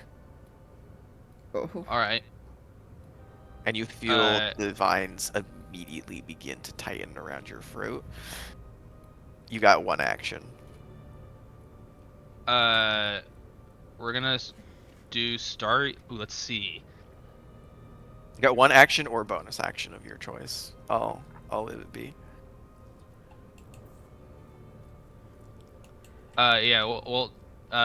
Wild shape into starry form archer. Start from Archer. Okay. Yeah. In that moment of quietness and clarity, your eyes being closed and you trying to focus on this mental bond, most of the time in the past you kind of have to envision the bow, draw it out with the actual stars that appear when you create your spells and these strange forms that your wild shapes can take. With your eyes closed, it's not as much as drawing the arrow that you are concerned about as much as just summoning the actual bow itself. Now, in order to maintain and further this bond with surety, you know you can close your eyes and continue to focus. And you've been warned to stay that way until the process is over. So you don't see it. Um, I will say, Kipley, you have a shit passive perception, don't you? No, I just remember this from It's the like past. 12. It is exactly 12. Um, hey gang, sometimes you make a character and they're good at like 1 or 2 things, and that's it. And you know what? There's not much that we can do about that. That's all it We is. take we take what we can get, and we say thank you. Um, Duradon, the opposite of what I just said. Um, you notice out of the corner of your eye as like you feeling a little bit more confident, and I'll say this is a good aspect for you failing the charisma saving throw. As you're trying to focus in and reestablish that connection, there's a moment of waning as you kind of pull away for a second, as you see on the opposite side of the room, because Ector is at the very end of the group, so you can only catch like a glimpse of it. But you can see the Onion Knight suit of armor and the small child at the bottom of its foot, reaching out and forming the starry bow form of which you've seen countless times by now.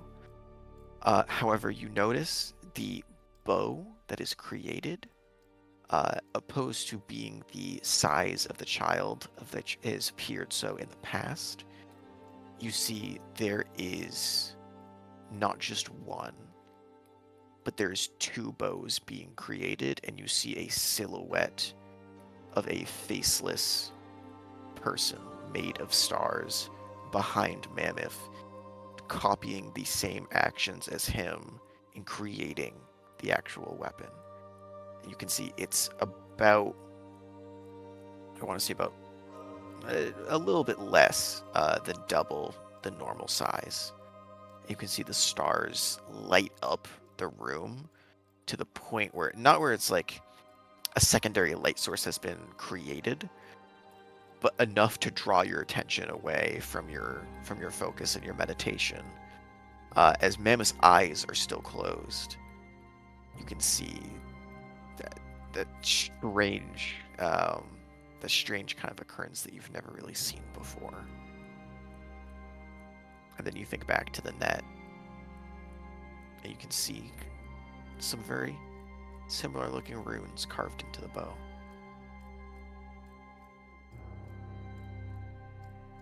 And at the same time, you watch as the vines that were about to choke the life out of Mammoth begin to slowly recline, pulling back, loosening. Not leaving your body entirely, but at least softening their grip. It is as you say. My apologies. I am not very fond of children, and I know many of them to be liars, so I presumed you to be in both categories. That's And okay. yet, I get that a lot. here you stand. a child of the stars. And it seems to be a very important one at that. You said you had to save the world from being consumed by the stars, yes? Yeah, something like that. Hmm. And you said that you have met your enemy already. I think so. And you still intend to keep the stars safe from this being? Of course I do. Go ahead and make me another persuasion check with advantage.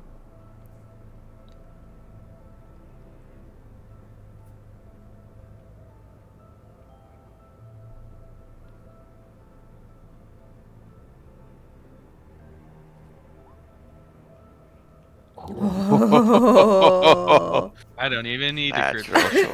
20. Hey, listen. If you get 2 of them, you have the campaign. Go for it. Oh, Get 2 I natural got a 20s in 1 a in row, you win. 400, baby. Damn. 4. Yeah, no. Yeah. No campaign end for you. This goes on forever. You feel as the vines all drop at once and recede back into the ridges in the armor. You can just feel that kind of. It wasn't like exactly like an overwhelming presence as what you felt in the dream before. This is more of just you trying to like. It feels like you're trying to have a conversation through a doorway, and opposed to it being shut throughout this entire time, you feel it open. You can hear the voice ring back through. I am very still wary of what you can do. And you do have much to learn. For one of which, proper manners. But the first thing you do is introducing yourself. You ask the other their name. Only polite. What's your name? My name is Hector. Hello, Hector. I'm Mammoth. It's nice to meet you. It is a pleasure. Almost. But after my teachings are done, it will be a pleasure and then some. I'm really looking forward to it. If you are to undertake this, you will not only listen to my suggestions, but you will learn from my personal teachings as well. Do you understand? Yes. If you misbehave, if you try and misuse me, I will simply not let you in. Or I will simply eject you and watch you die a horrible death. It is not below me to do so. Do we have an understanding? Yes, sir. The next time, I do expect proper greeting and a proper manners to follow.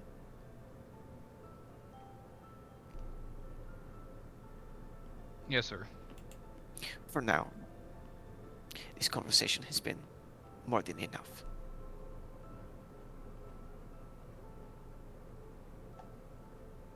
All right. Well, I hope you have a great rest of your day. Connection I look immediately forward to- ends. Okay. But as it ends, you do get a inkling and a better understanding of what Hector might be capable of doing. If you want to go ahead and look in your secret channel whenever you get the chance. Secret channel. Secret tunnel Secret. with a secret Oh. onion. Yes, sir. Next on the list. I think it was Kipley, right? Yes, sir. Kipley. Yeah. Reaching out once more.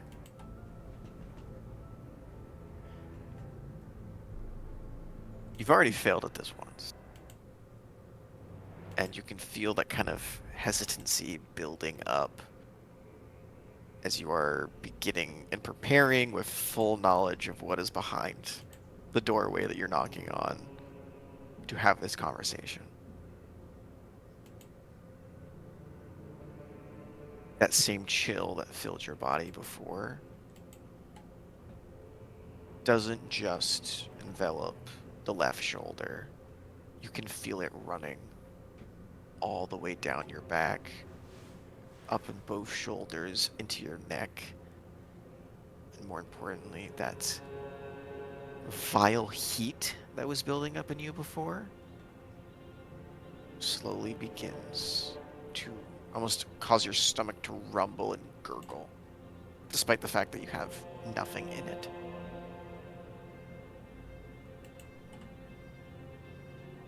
But the doorway does open. And the voice does come crawling through once again. Well, now. I was wondering how long it would take for you to come back, but here you are, just like you never left. Hello there, small one. Good to see you again. Hello. Looks like this time is the same as last, although you seem a little bit more prepared in some areas. Others, not so much. You cannot leave yourself so vulnerable when trying to make deals, young lady. And you can just feel a slight bit of ice that was just along the ridge of where your collarbone meets your neck, beginning to dig up into it, just threatening to pop an artery. Yourself so vulnerable like that, it's like you're almost asking me to end what you're trying to protect now. Well, not end, but make better.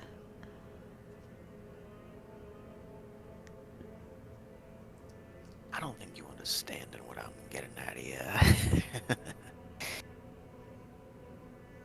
Probably not. Why you come knocking?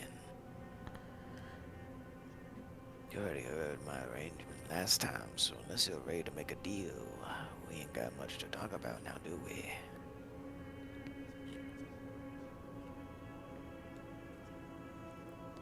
What was that deal again? If you're gonna be this forgetful, I don't see this prospering very much. We didn't make one yet. I said we might have one in the future. But last time, a little bat flew up top of me. And I don't do well to birds shitting on my head, never mind sitting on them and asking to ride inside. Well, bats aren't really birds, though. Aviary varieties, I really don't care to elaborate on those specific species. If you like to argue birds, I would suggest you find someone else.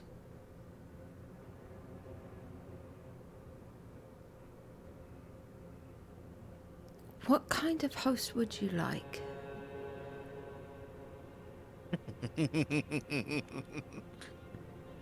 Why do you got one lined up for me? You gonna play matchmaker now?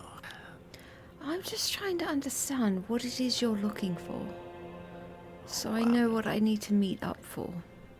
I'm looking for freedom there, girlie. Now that shouldn't be too hard to understand. Freedom from You what? crap a being like me in a getup like this, and you expect me to just be cool with it. Let me tell ya. Normally I say different things to different people, make different arrangements based on who exactly they are. But it seems like to me you're a big old nobody who's trying to reach past what they can currently achieve. Oh, you- Yeah. You want some details for a deal? Once you're done with your little escapades, I'll lend you some power on them throughout. You set me free. destroy this thing. Let my soul wander back to the hells from which I spawned. Elcor even. Otherwise, and you can feel the icicle go in about half an inch into your neck, and blood begins to drip out.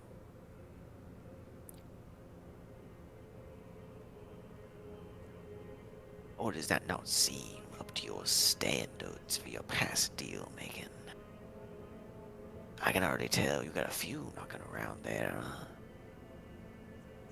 You're just trying to see how many deals you can make before you knock out of here. Off this mortal coil of yours. I think I've already dropped off that. Oh, that you say, and yet you still are talking to me on this fine day now, aren't you?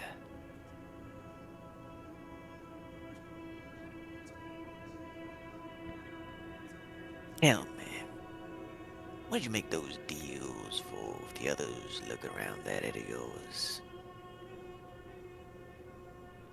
Was it nice and amicable?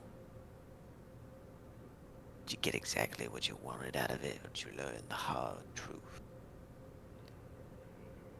Yeah, I didn't really get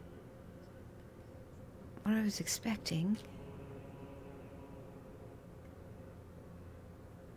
Or That is, in itself, the hard truth that you have to accept. You're reaching out to something that's stronger than you. Something that's beyond what you even can comprehend, and yet you want to make a fair trade.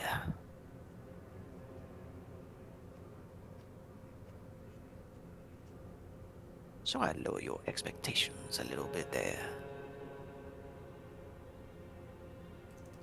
The deal's already been put for you. If you don't like it, by all means, try and renegotiate. I love to hear what you have to offer me. Your soul, it's a little preoccupied at the moment, isn't it? Your body ain't worth much either. Half dead, half alive. Half a whole other thing I don't even want to get into. how long So do you what? think you'll survive in this thing? Forever? Oh, little lady. That's not a threat. I'm not saying it is, but trust me, as long as this hunk of metal is still around, I am as well. It ain't about surviving. It's about escaping. Well, that's kind I of my don't point. plan on being here forever. There'll be another one. Trust me, there always is. A threat bigger than what they are comes rolling around. All of a sudden, they need little Mordred's help. Or, oh, please, help save us the world, and we'll give you all what you ask for. There'll be another time, trust me. I'm patient. But I'm also not planning to stay too long. Patient like you'd be willing to wait, you know, I don't know, a couple 100 years for us to come find you. Oh, what you trying to get at here? I already said my terms. I said you could renegotiate, but I didn't say you could make riddles now, did I? We're not from this time, we're from far in the future, when all of this has been broken. Are you now? And what, you gonna say you gonna save that future version of me after you leave me here to rot for 500 years without anything but a little pinky promise to bind that? Yeah, that does sound dandy, doesn't it?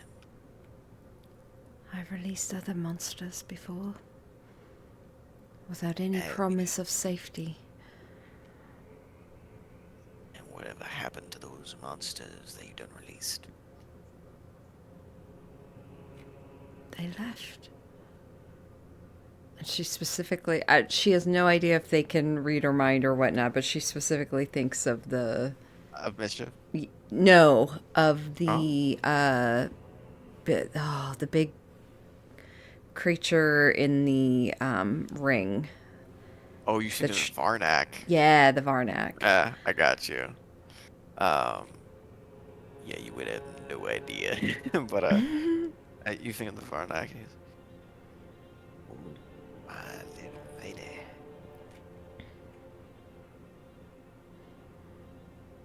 That don't serve me correct.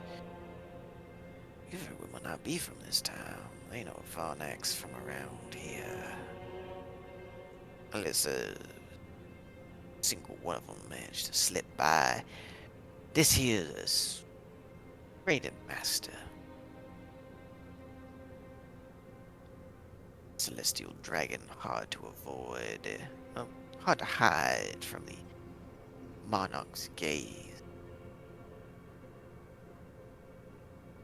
You freed this creature before.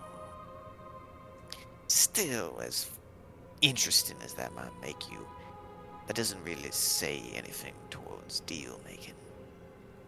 There was no established understanding between you and this creature. You just felt bad for it, because it had a big old chain in its chest, didn't you? I understand, wanting to help a creature out, but sometimes things are chained for a good reason. Is that why you are?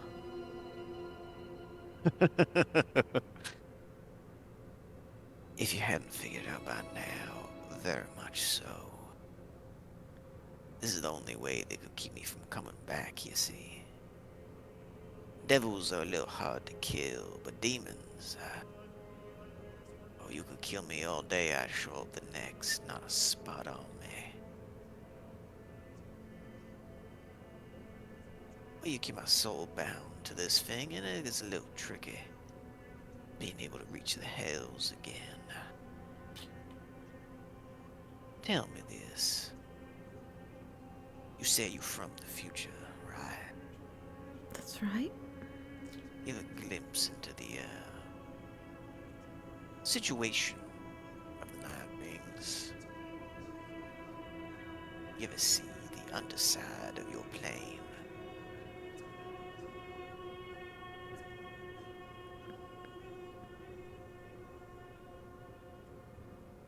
Do you want to see it? I'm asking if you have or not. Because if you come from a different time, well, that means there's different people ruling the hells from which I normally trot around. I don't think I've been there. I think I've met... Well, no, I don't think so. And you ain't got much information I'm interested in then. So what's it gonna be then, little bird?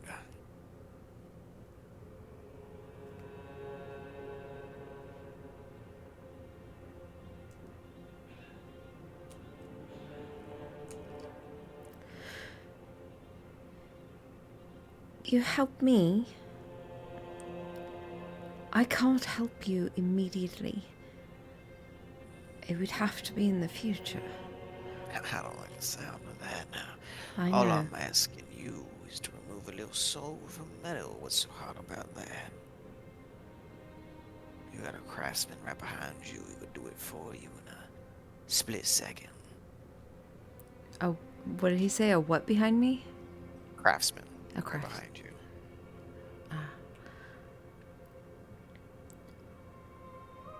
Yes, but at the moment I'm not powerful enough to convince them to do But this. with me, you can be as powerful as you need to be. And if you go into the future, well, well, that little lady will be far past dead for her to really hold a grudge now, won't she? Yes, but I need them to take me back to the future. I don't think a craftsman's gonna be the one that's bringing you back. No, but her boss would be very cross with me. Go If I- strong enough, and maybe that won't be a problem either. She kind of like holds her arms out look at me. Do you really think I could take on a monarch? No, no, not you. But you and me together. You got some growing room. If you feel it, just maybe. You can take on a monarch? You don't know what I can take on. I fought the avatar of a god, little lady. I can do many things. Can you take out a family of wizards? Very high level wizards. Is that what you want to make the deal on? I kill a bunch of wizards for you. Yes. Yeah, listen here. That only benefits you. I don't see how that's really gonna help me here. And I don't really trust wizards much. Sure, they can get my soul out of here, but you get a soul of an archdemon, they're not gonna let that go. I'm gonna need something more concrete than that. What do you want? Just the freedom? Oh, I want to guarantee that you, personally, are gonna be the one that's gonna free my soul from this. And if you don't know how, you're gonna learn how to.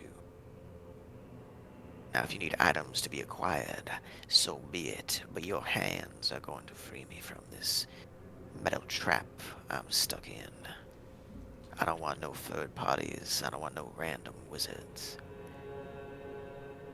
Do that, I'll help you kill whoever you need to. But once the time is right, you'll set me free. When you go back home, so to say. What's your name? Oh, you must be hard of hearing now. I already introduced myself about 3 times. Mordred, what I'm commonly known as. Although it's more of a title, I guess, than an actual name.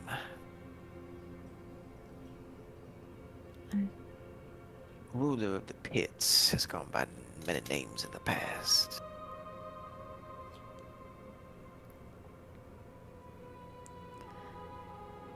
I don't think you've earned that spot yet. What exactly is your name now? Ghibli? Ghibli. Let me ask you a question, Ghibli. You say you come from a town that is yet to happen.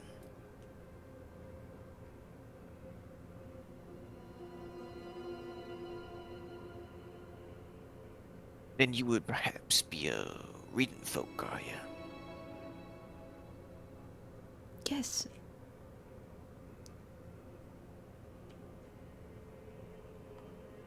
History books, they don't really keep in mind the important figures of different planes, do they? Well, they kind of keep a tight hand on some of that, but I've done some studying. Who does it say is the current archdemon who rules over the hells?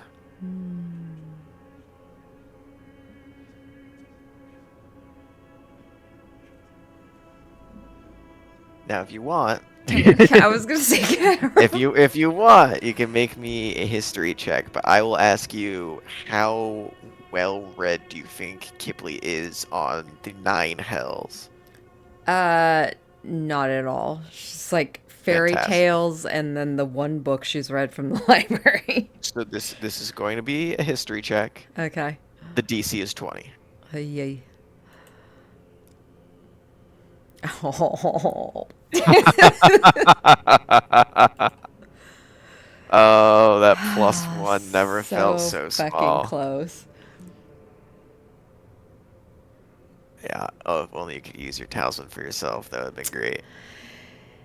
So, you, with a 19, like, I will say, when you originally formed your deal, when you understood whose service that you were in, you looked into some occultist books, you looked into beings from other planes, and you might have skimmed through at some point a section about the Hells, but never did you get to the point where they had a detailed enough library to have standing names of current generals or any leader specifically of Hell. I will say though, as far as you know, archdemons are the ones that will fight and contest each other for the position of rulers when it comes to who rules the Hells.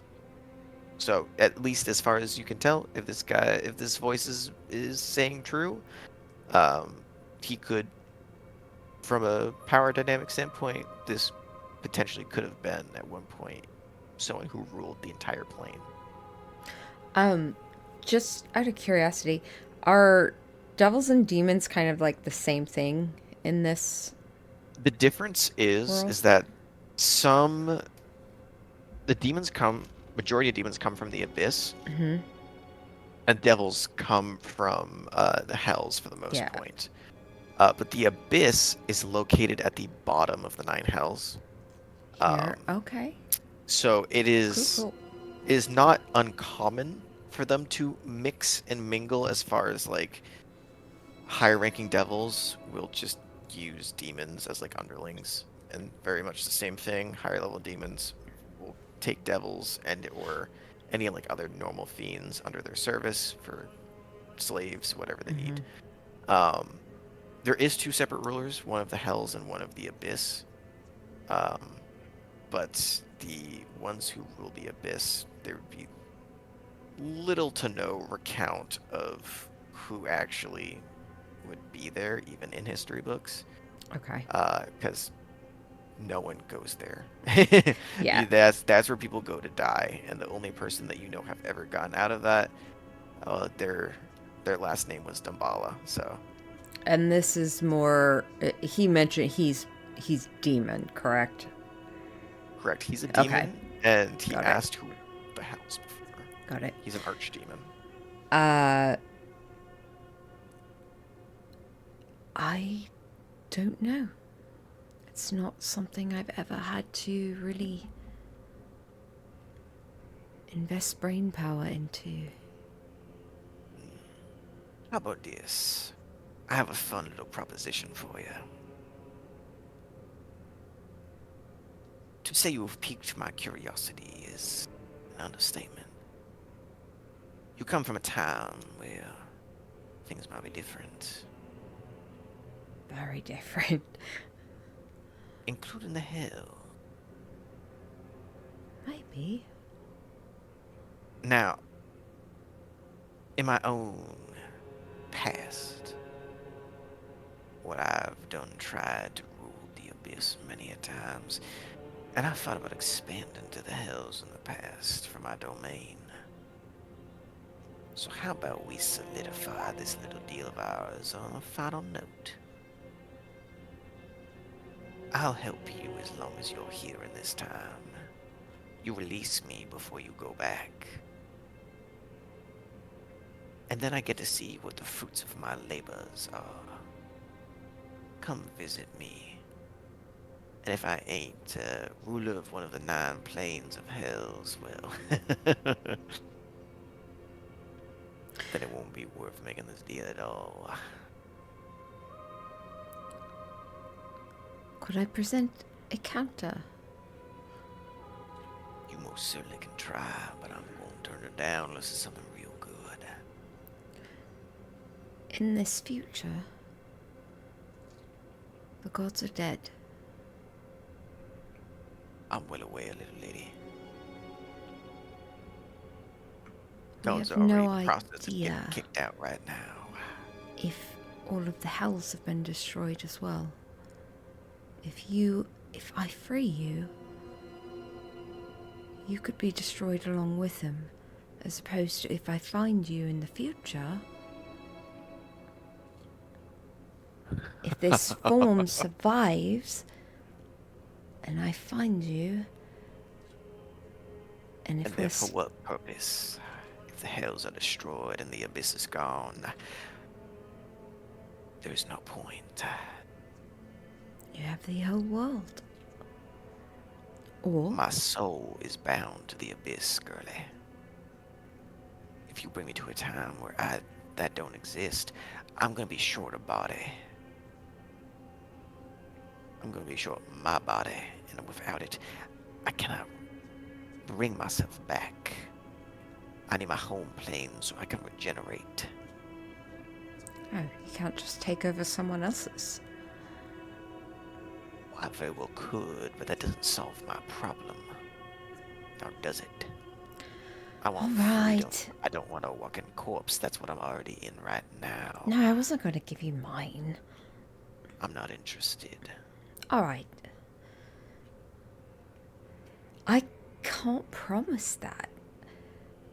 I can do that before I leave and head back to the future. You let me go. Before you leave, you destroy this little tin can that I'm currently residing within.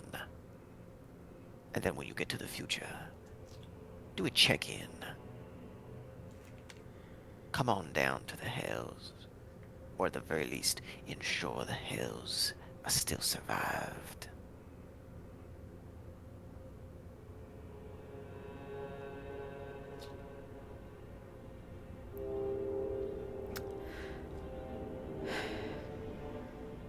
What do you say? We part ways on good terms, but just to ensure that I have a future. I want to see you with my own two eyes.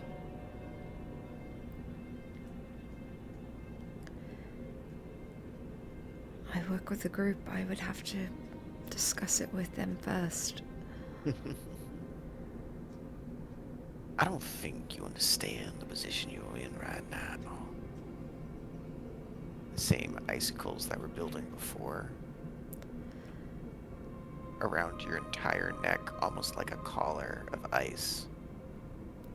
They all push in to that same half-inch that the first one went in, and you are now excessively bleeding.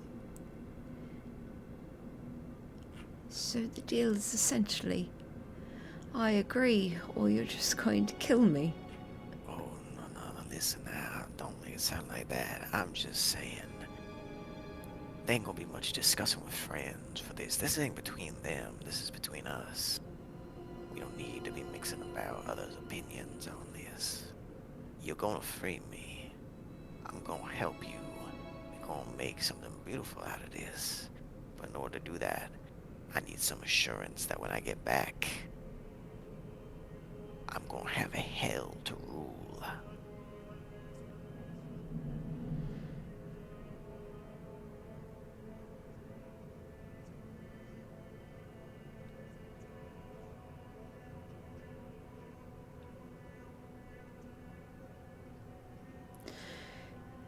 Ooh. And that's it. You go back to hell. I don't think you understand. I don't. Just like you in the woods. Try and struggle for dominance over one another, ruling your little kingdoms. The hells is in constant wars, and the abyss ain't exactly some fun place of rainbows to be in. I want out, but I also would like to try my hand at maybe becoming something a little bit more than just an archdemon. That archdemon that ruled in that hell's never been heard of before. An archdemon that escaped the abyss, very much in the same.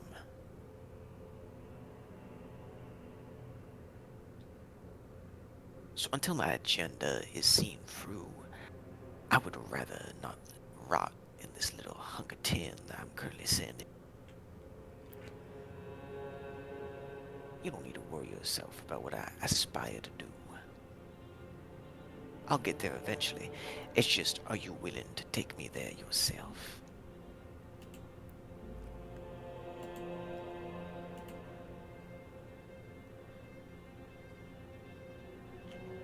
I can find someone else to do it, and you most certainly are disposable right now. So what do you say there, Kipley?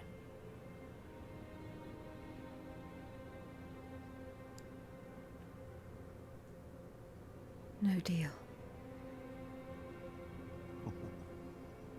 You better have one hell of a Connor Alpha then.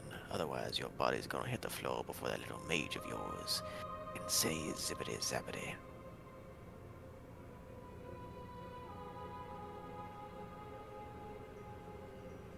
You said you wouldn't kill me. I most certainly did not. I asked you. I said I wouldn't make you any more dead than you already are. And girlie, you very much dead. So literally, it's either I agree or I die.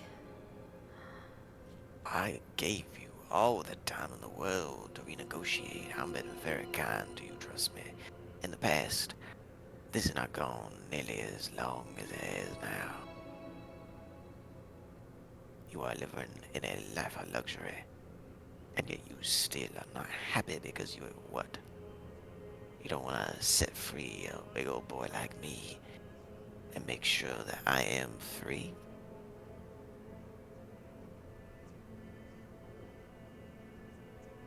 It seems a little, how do I put it? Short-sighted in deal-making. It's actually long-sighted. I don't trust what it is you want to do. So you want me to just go ahead and kill a bunch of wizards for you, but you don't trust what the archdemon's gonna do. Now for once, it seems like both sides of this table is holding bows at each other, and yet one feels like they are the victim. You can see how that is comical to me. What? You want me to kill a bunch of people for you. You want me to make sure that you don't die in a Not crazy world for like this, me. and yet you are concerned about the world you come from. Ah, you humans never cease to amaze me with your greed. Sure.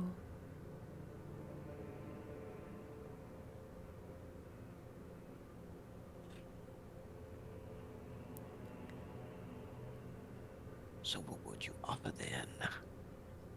What would be the second best to Miss Kipley? And I ain't gonna wait 1,000 years for you to let me go. That ain't happening. Even if I put in certain precautions, there's no guarantee that when you come back from a different time, you ain't gonna have that little monarch of yours. Simply get rid of it. All right. So we found ourselves back at square one. In the future. I just said I ain't making no future deals now, Miss Kipley.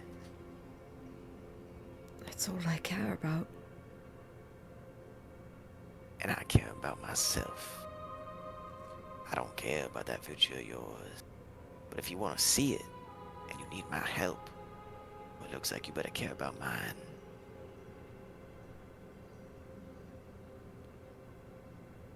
Then no deal.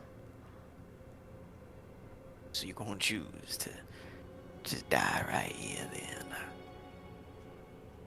Like a dog for no reason. Struck down for what? Simple pride. Not pride.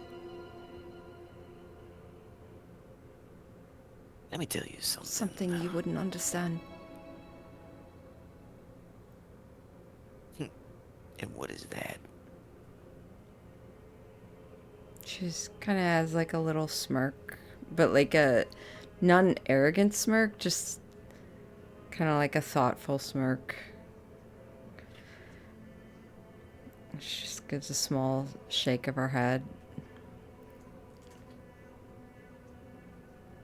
If you think you can just be revivified back to life, you're sorely mistaken. I may be in a different body, but trust me, my grasp is all the same. You'll be dragged right down to the abyss of where my body should be. And let me tell you this, Miss Kipley. Souls in the abyss. Any horrors that you might have thought you saw before, was just an appetizer. Why would I be dragged down to the abyss? My soul's attached to my patron. You think your patron's gonna save you from the likes of me? You're sorely mistaken. She's an amateur. Not even a fully fledged one at that. Can she insight this? You can say, yeah, go ahead. It's not as much gonna be as truth lie, but whether you believe him or not. Oh my god damn it. Natural one. In this moment, Kipley has never met a being that has been from the abyss, never mind an archdemon. You don't know where that lines up in a power dynamic to the Bone Mother. The Bone Mother has never performed anything, at least like planar bending, like extraordinarily outside of just channeling herself through you. So you don't understand her scope either. So you really have little to no tell and or understanding of what the difference is between a being that is from the outer planes can be in comparison. And also you think back, you're still a little unsure of the original deal that you made with her, because you made it while unconscious. So you don't know exactly if it will hold up Okay. versus an archdemon, but I it is think up to your own reasoning. I think Kipley in this moment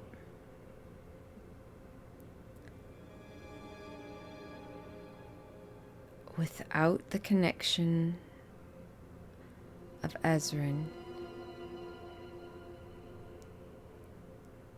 I think she just feels slightly lost in the moment. She's never been good on her own. She's pretty much said that from day one.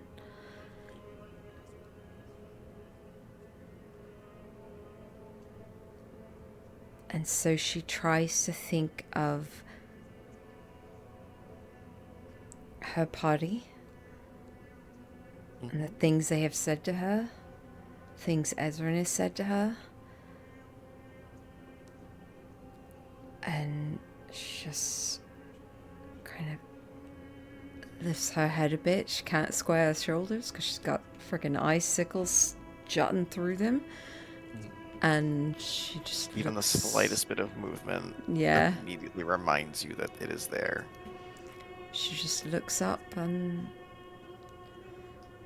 says, I think I'm done making deals.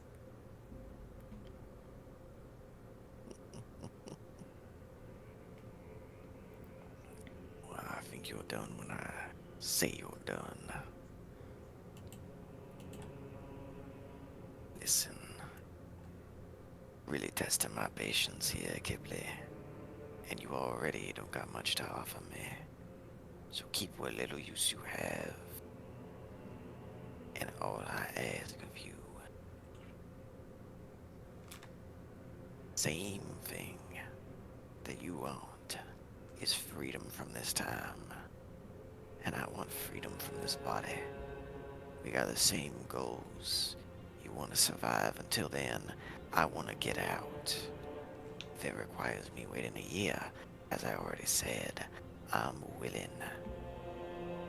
But I need for certain to know that there's an abyss that I'm going to be coming back to. So I ain't waiting for no future. You gonna release me before you leave. Or you're not gonna leave at all. So if you got lofty goals you're trying to achieve here, ask yourself this question. Is it really worth throwing it all away just so you could die on a whim?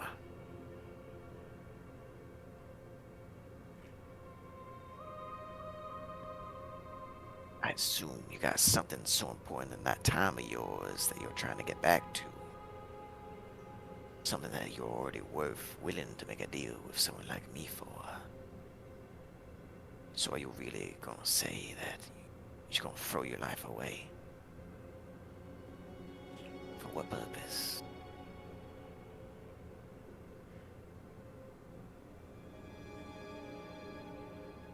I don't want to go back a worse person.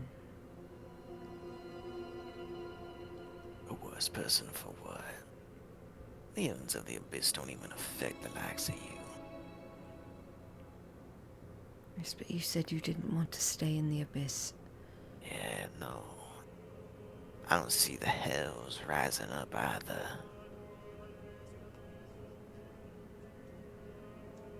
Then what are your plans? As I said now, Because you seem to be you only fighting need to very hard for my deal. listen.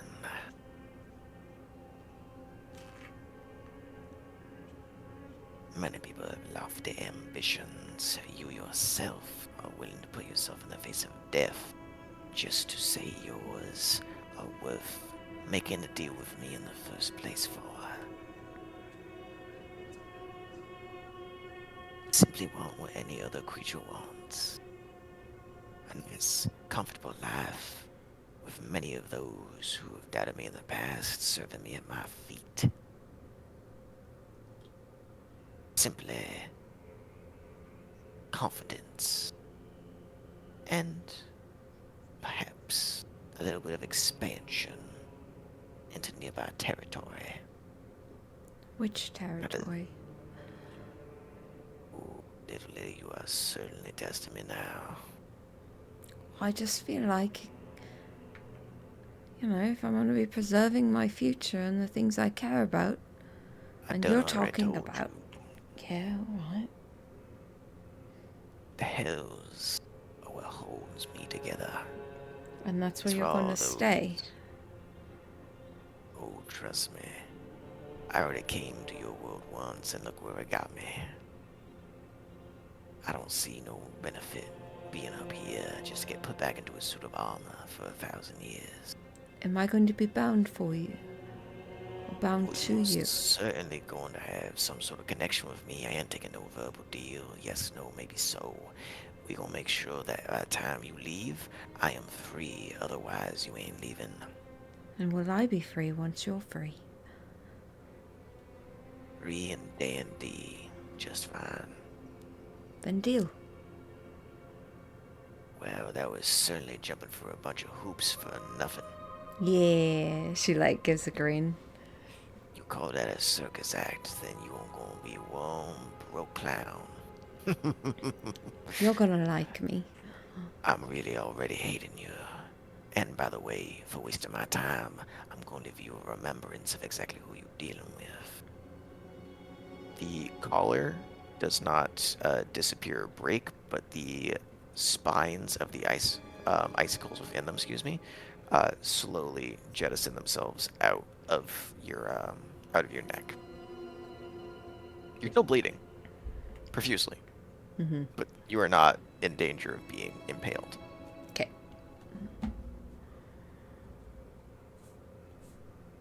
When you need me, call upon me. Simply hop inside me, and I will be there. However, if you think about getting tricksy on me now, I will remind you I don't need my own body to strangle the life out of you. Understood? I understand. I don't always mean to lie, it just sometimes happens. When you try lying to a demon, it don't often work well for the liar. Not if they value themselves in the slightest. A contract is forged then. Kipley, you will serve underneath my power until you are going to be sent back to your future, to your home.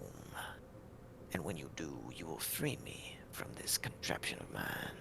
You will send me back to the abyss. And if you fail to do so, neither of us are leaving this place. Do we have a deal? I already said I deal.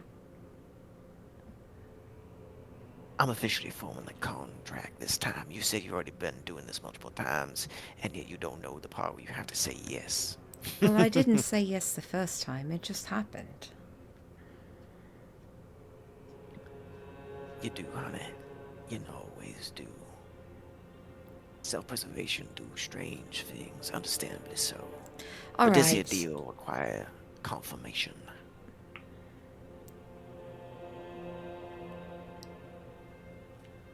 I need a yes.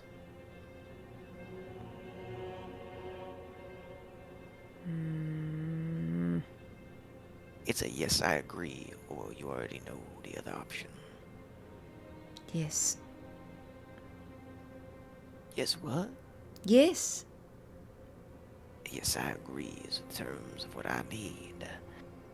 Do you agree, Miss Kipling? Yes, I agree. Very well then. Consider this the beginning of a fruitful relationship. Keep in mind, though, the more you try and lie and or misuse me, I am still very much teetering on being in control. And if you think that just because you wield my power it's yours, you are sorely mistaken. Understood. But for the time being, we can go ahead and have some fun. Kill some wizards. I don't even need a reason to kill those bastards. They're the reason I'm already in here. Well, you said you ain't from this time now.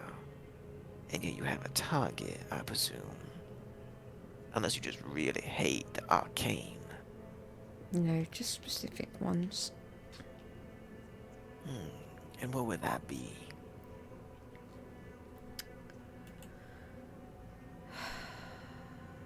A line of family. A line of family. You're trying to remove a lineage. Oh, I see what you're doing. You want to take them out before they're born, kind of thing. Pretty much. You are a sneaky one now, Miss Kipling. You want to kill this wizard? Why? What it do to you in your time? Or her? We don't presume.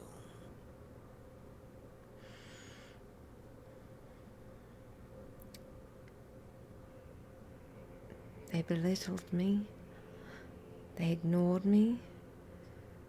And they put everything I love and care about in danger. You had me concerned with the first half. Otherwise, I feel you have a lot of families to wipe out if it's just that easy for you to get pissed off. Very well, Dan.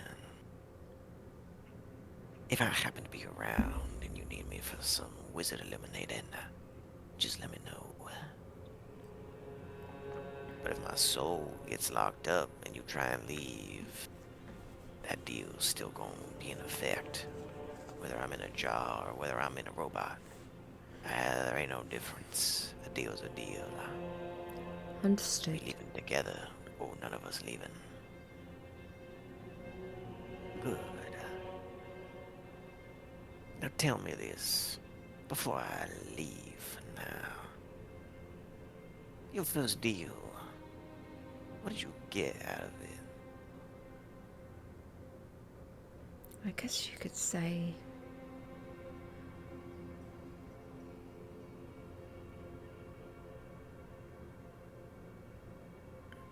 I got my brother out of it. That's what you're trying to get back to now. Understand. You one of those softy types. I wouldn't make that assumption. You went all the way back here just to make sure that he doesn't have to. Something along those lines. Yeah, we were kind of forced back here.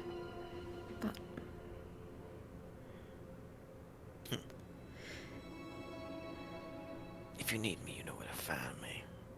I ain't exactly going anywhere. Thank you, Mordred. Oh, it's a pleasure, Miss Kibley. I think we'll do some good things together. Or some terrible things. It's all really the same. Sometimes. Connection drops. However, as it does, we go dirt on. And I need to get a quick sip of water beforehand, because, dear God, Mordred absolutely drew my voice. One moment. What'd you roll dirt on? I think I passed my wisdom, but failed my charisma. Ah. Hey, Duradon, you ain't bleeding on it this time, are you? I'm not bleeding on it. No, I think he hasn't started to infuse his, or try to infuse his, hemocraft, Mhm. until he can actually operate it. As soon as he can start moving it, different different story No, I meant, altogether. are you cutting yourself again like you did last time? No, not until he learns how to Okay, actually move around and things. I got you. I was just wondering if you're doing the same thing, or if you, where are you going to be? Are you at the bottom, or are you going to try and climb it again? At the bottom for now. Okay. He doesn't. Um, Actually, no. I'd lie to myself. He'll try to climb to the top and then try to be surrounded by the little blood flowers again. Sure thing. Oh, and I almost completely forgot. Megan, if you want to take a peek inside of your own private channel, officially. Take a peek Ev- inside my privates. Okay. You know, I kind of I set myself up for that one. That's my bad. Um, Alright, alright, alright. officially, Going on mute. everyone has their own stat sheets. I'll ask when Ash is back if we all want to share with one another, if we want to keep it secret until then. But for now, they'll remain hidden in the privates. Anyway, as you're sitting at the bottom and making your way up to the top, because I immediately forgot what you just said, yeah, you can see the blood flowers are still there. Some of them have wilted. Um, some of them look like they're not in the best of shape. They were spontaneously created out of simply the slightest connection that you had with it last time. And you probably gathered this thing doesn't really take well to new flora, as it doesn't have any source of really nutrients. It's a dead tree. Anything that grows off of it, especially something that craves blood, it's not gonna find it here. But nevertheless, you reach out, you form the connection. Similar to last time, you feel that doorway get created, except this time the door is already open for you to walk through instead of having the conversation to be let in.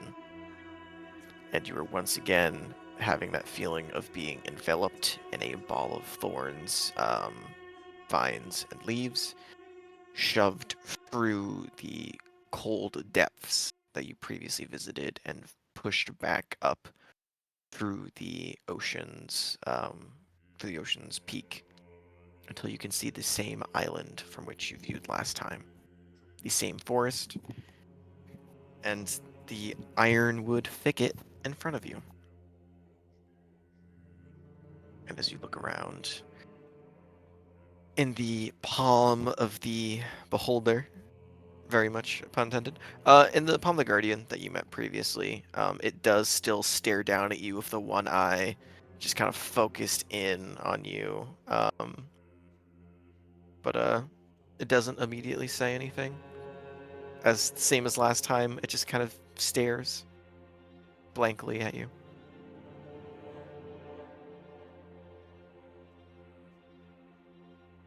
Hey, I'm back. I can see that.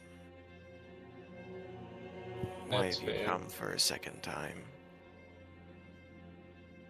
Um, You require services this early. no, I don't know how to build you, It would be and very weird if you knew how, since you have not known another who has. so I guess I'm here to learn how to efficiently, I guess, bond and build. You sounds like terrible. Synergize Saying and you would use me would be very upsetting, yes. Wielding me is um not any better. uh, what is the preferred term for To call upon my uh? power so that you may cease any foes that are before you. From breathing, that is. I say call upon you. I call upon your power. Um, Yes. so yeah, I guess I'm here to learn how to do that. And there's no better teacher than you Mm, because it is your power. there actually probably is, since I wasn't originally this thing. So I myself am not the best teacher to teach you on how to use. It goes to say use, it goes to say wield, it stops. Yeah, it's difficult. I myself am not the one to teach you how to call upon me in the best way. And for simple understanding's sake, you will have, we will have to learn together of how to work together, if that makes sense. Yeah, it does. I can't really tell you how to do things without showing you how to do things. It would be telling a tree how to grow in a different direction to avoid the canopy of another. You must simply not tell it, but you must trim the branches or bend them so they may grow in a different direction.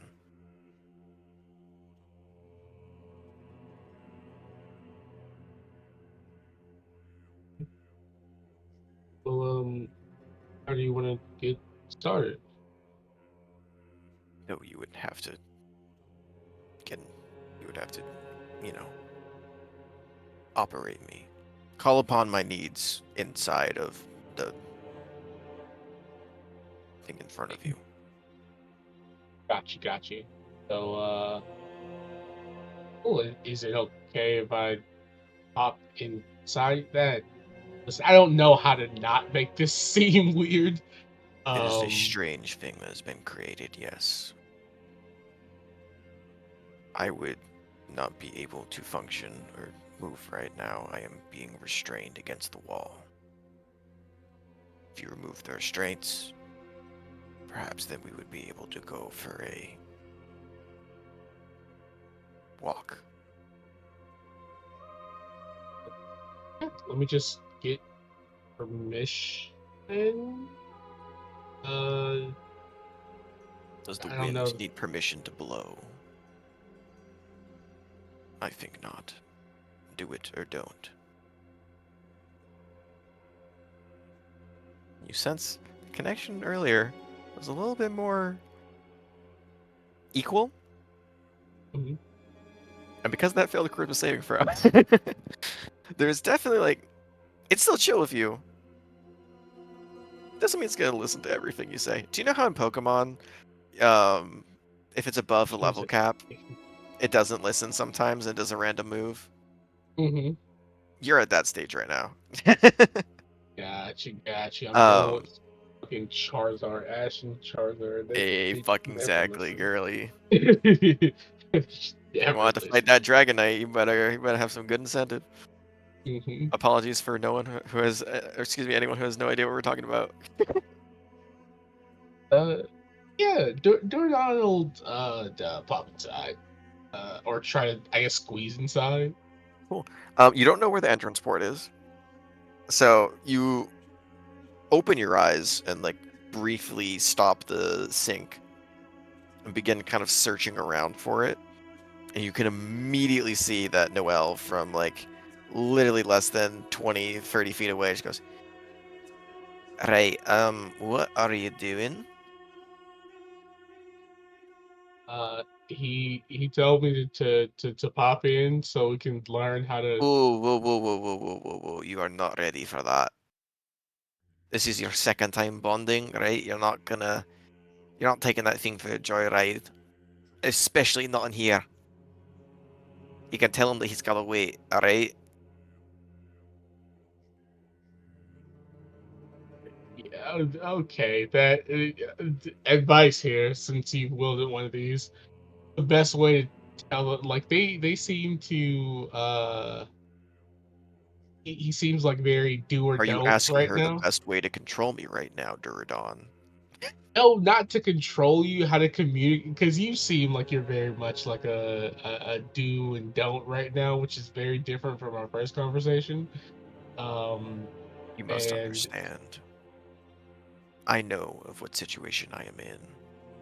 I have not yet moved in hundreds of years. I wish to simply, as you humanoids say, stretch my legs. got you. Body part I did not once have before. And yet now, tiresomely, it has forever changed this wall. He said he wants to like really go for like a walk and stretch. He Right, specifically said stretch. he will 100% break everything in here if he does, so definite no. Definite yes. Is there a place where he can be moved where he won't destroy things? The only time that we deploy them is when we drop them off of the actual palace, so they don't go rampaging inside of it if you lose control. Trust me, you think you have control, and then suddenly you don't, and then suddenly you have Aldrin putting you in the ground to make sure that you don't fuck up anything that you made. And then you just hear, you have no one to fear if we work together.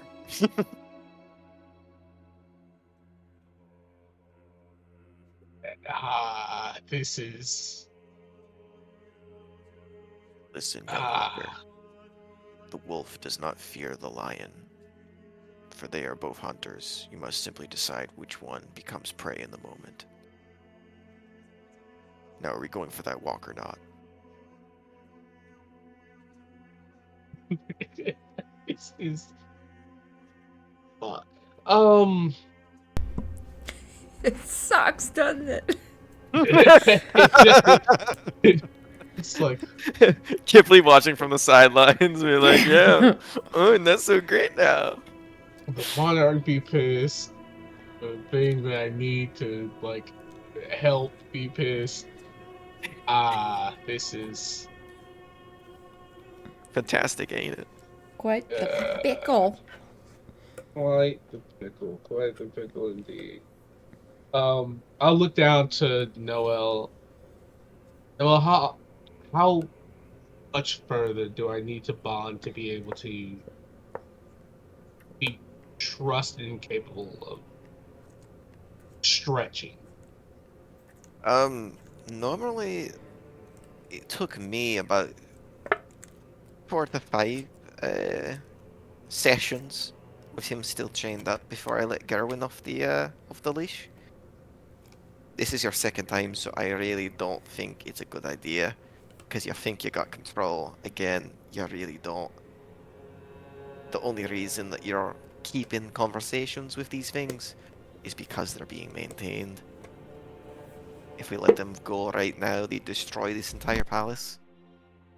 Or as much as they could before, you know. How often can I ever and reestablish a connection? You can pop in when you get the chance, but it's only once per day.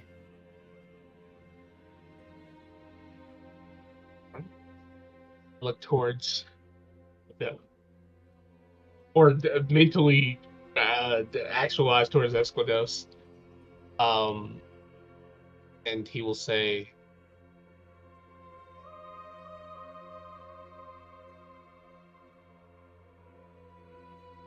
"Oh fuck," she said 5 days. 3 more 5 days. days. 5 days till she said she was confident She was that they wouldn't. confident. Yeah. Oh, okay, then if that's the specific word she used, she'll say, "What's?" Or he'll say, "What's the soonest you've seen someone improve and gain like synergy Five with their days. 5 days?" I was and have always been the record holder for assimilating to these creatures because I made them, so I have a little bit of a special bond with them. So you could measure the degree of synergy an individual has with the unit, right? No, I just know how many days it's been since the others didn't get their shit rocked when they tried to control them. I don't got a device that says, oh, you got a certain percentage. What are we in a fairy tale? Fairies do exist. Yes, but they don't have tails. That's the point of a fairy tale. Uh, true. You've never heard the expression before. I haven't. But to business. Um, you think I could do it in 4? I'm gonna say this. You trust the thing. You really shouldn't, even if you get aligned goals. It is a matter of establishing dominance. Think of it like a dog. You're trying to make friends with it, sure, that's good and all. You gotta make sure it stays on its leash and that it obeys commands. Otherwise, it's going to run off of it and cause mayhem, and you're the one responsible. You got Uldren's favor now. Just keep in mind if it will still hold it if the castle has a hole in it.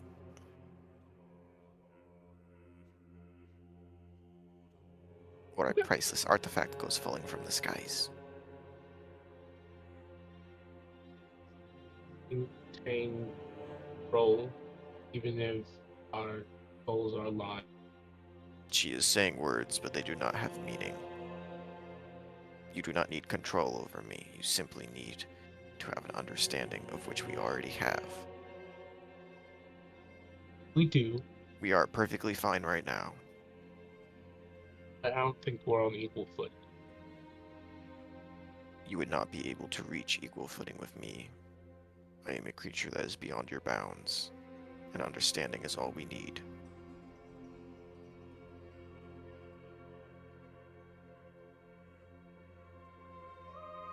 Give me 2 more days.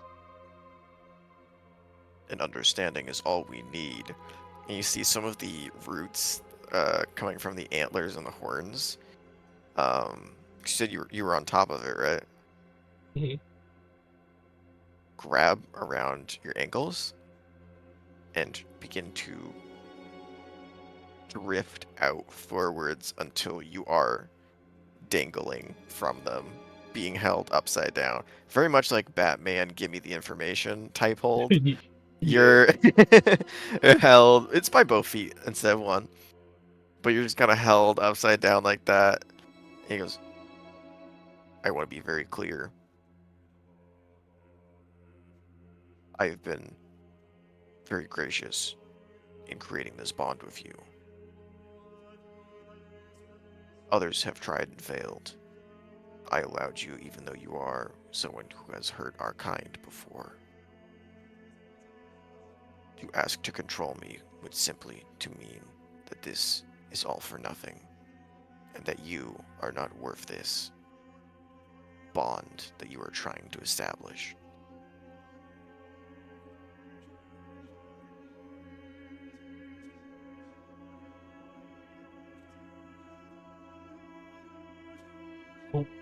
You look down, you see Noelle is just giving you a told you so look.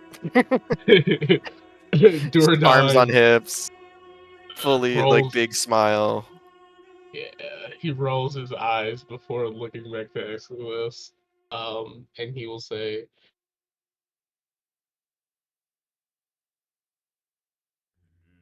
just as you don't desire to be controlled, neither do I, and that is something that we share in common. However, as it stands right now, you, someone that people can trust and wield you, free of your restraints. The sooner that both come to a synergy, the sooner you free in a metric that is far more than what you are now. I'm not asking you to be subservient, to submit, but for the times that we have to be bonded with each other. There are rules beyond ourselves that we need to ensure that we can both maintain freedom.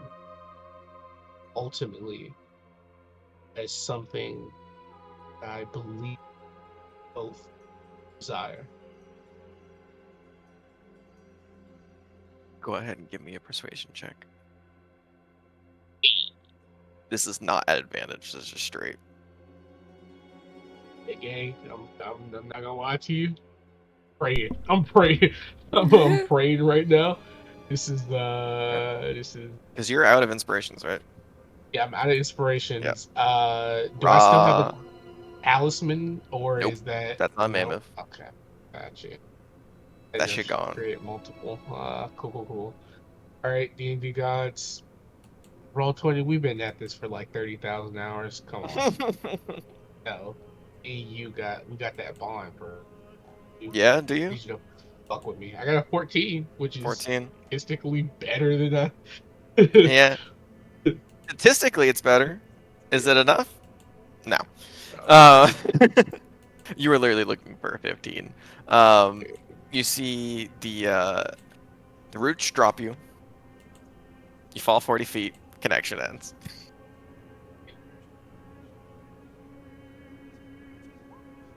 Get that. You get 12 whole points of damage as you impact against the ground. It's not like the worst feeling you've ever gotten, but it's definitely gonna bruise. And most certainly something's probably fractured slightly. But You you know, go ahead and just give me an insight check. uh, right, so that Insight is, check. I'll allow for one after the after that encounter. oh my god. 9. Damn, brother. Big brother does not want you succeeding. It heard you talk that all that shit. um, yeah, it's up to your own reasoning and devices to understand why what happened. But as Oh, each of you find yourselves coming out of the connection, you can all immediately notice each other's differences of Mammoth, who's just been sitting on the foot, kind of getting off, brushing himself off completely fine. Durdon, bloody nose, kind of little bloody and bruised all over, looking a little upset. And then Kipley rocking a essentially ice collar and or choker with an insane amount of blood running down her clothes. Which, by the way, I never actually rolled for damage. My apologies, Kipley. That's all right. You don't gotta. You don't gotta do all of that. That's 27 points of piercing damage. Okay. Um, that was a low roll too. That was A lot of low rolls. You you see that Noel just kind of looks back and forth between the three of you. Just you go one day without bringing the smoky guy, and all of a sudden everything goes to shit. One, you're overstepping. Looks towards Durdon. Two, a good job. It looks like you got your shit together. Looks at Mammoth, and looks at Kibble. Goes, I'm not even gonna fucking ask what happened with you, but it looks like it could be either a great success or suddenly you're really showing your true colors when it comes to the bedroom. Wouldn't you like to know? She says as like more blood squirts out. You know, not really. That was instantly regretted Read it into as your soon as I lips. said it. Ooh, kid, you're way too young for that. Cover your ears. Anyone got gift of gab here? Instantly, Zyrus casts gift of gab. This time you do see her cast it. Kibble Cast it like only on points at Mammoth. her like, oh, I see what you're doing. What? I didn't do anything. Gifts of gab, so you again. Okay. Such a fun smell. Sinoma goes, okay, so you're all officially at the base level of understanding with each of your walkers, right? Yep, I Yeah. think so. Looks towards Ghibli with a questioning look. Yeah, that was awful. That was not at all what I thought it was going to be like. Yeah, I Yeah, you look probably should have warned. I think I warned you a decent bit, but I probably should have warned you a bit more. Mordred is it's not a very pleasant folk. Um, the last wielder of him had like a strong personality. I was like very uh, willing to stoop to certain levels to make deals. So yeah. And what happened to them? Oh, they're dead. Yep. They died in the war, unfortunately. Just because you got one of these bad boys, she kind of just points over towards the walkers, does not mean that you're going to make it against an avatar of a god. Gives you a fighting chance, sure, but nothing more than that. Trust me, there's a reason of why I have all of these, and there's only one of me. Not many out there, unfortunately. Well, these are very impressive. Yeah, damn right they are. My bread and butter for putting the divinity behind the gates once more. But How do you... you can each stop by again tomorrow for another hour of Okay. bonding time. I would just suggest if they try and get a little antsy, just leave. Don't go and cave into their demands, otherwise they're just gonna keep asking for more. Especially you. She looks at Durdan. Which, by the way, putting a the head port, or excuse me, the entrance into the head wouldn't be smart. It's not there. Other end.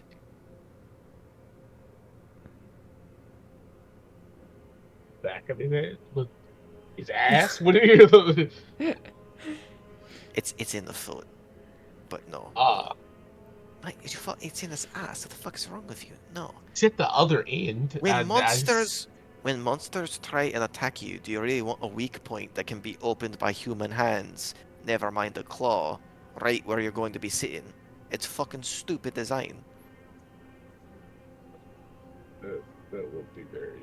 I made I, this to keep in mind that everyone's going to be inside of them, that you're going to be as safe as fucking possible.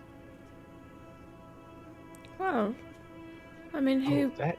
who makes a swing at someone's ass? Well, you know, they're not going to be swinging at the ass, but like the mid-torso section.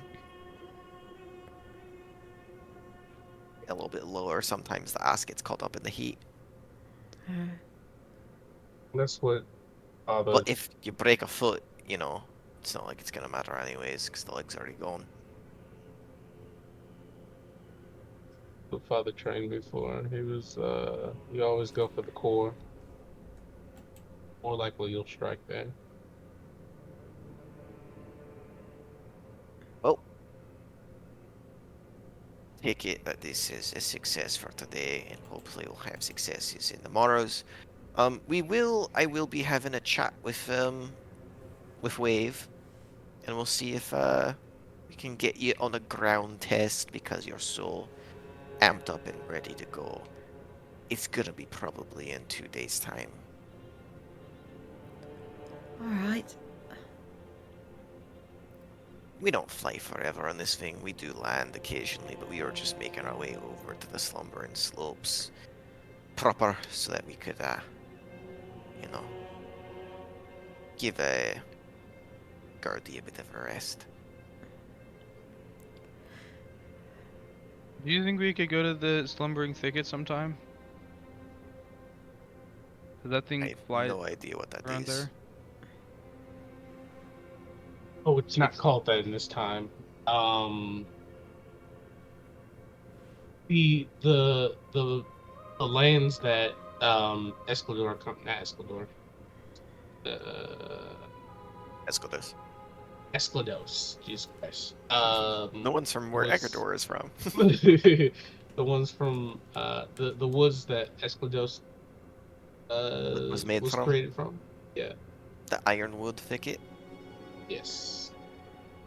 Um, it's not that we don't get along with druids. It's just they don't like a lot of visitors. And if we show up with the corpse of their previous guardian, they might not be too happy. If you want to visit on Uh, your own, sure, but I wouldn't yeah, maybe suggest. getting dropped off there. Well, we're not dropping you off there. We drop you off a good couple, 50-ish miles away. Oh. Listen, I'm all for. I'm sure Altern would be all for helping you out, but we don't exactly fly by many cities, towns, or especially groves with, you know, a palace. Yeah. It's not very subtle. Draws a lot of attention, and they got a lot of security that wouldn't like it either. So it's like a mutual understanding. I think I should go there and just learn things. Just learn things. There's not really much to learn at a grove unless you're a druid. Yeah, hi. Oh, you're a druid? He's a Uh-huh. druid. Yeah, I never really asked what y'all are, you know, what your occupations or specialties are, because kind of got straight to business, but, alright, you're a druid. She looks at Durdon. I really don't need to ask what you are. You're a wizard, aren't you? Yeah, you muscled up bugger. Right, she looks straight at Skip and she goes, I I'm a can't take you. liar. Yeah, I really don't even want to ask. Like, with the collar on, I'm a little bit distracted. Yeah, you can't take this off, could you? Oh, I would not try to do that. Okay. I got a strong feeling. And she goes to, like, put her hand on it, and you just watch as the small little icicles form and begin to go closer to your neck again. Yeah, no. That's, if you made the deal with him, even if it's just the soul, that's all he needs. So, it's pretty permanent. Probably, if you pissed him off, a reminder that he can get you anywhere, anytime. He doesn't actually need to do that. He'll probably just kill you from afar, but, he's one for theatrics. So glad we're on this path. Yep. Well, you dropped in, you asked for help, you got it. Wasn't the help you expected, but, it's help nonetheless. Never is. It never is. Welcome to the adventuring life. It only gets weirder from here. You can tell why I chose to become a proper smithy after the war. I have enough of all of these weird shit. I'll maintain it, I'll make weapons, armor, all that you need, but trust me, you ask me to go out into the field again, I'd rather spit in Aldrin's face than fight another battle. So you're not going to go out with us? Oh, fuck no. Well, I'll communicate via sending stone, but I'm not actually going down with you. what happens if something happens to the... She, like, gestures towards all the giant... The walkers. Yeah. Trust me, if something happens to them, then something's happening to you.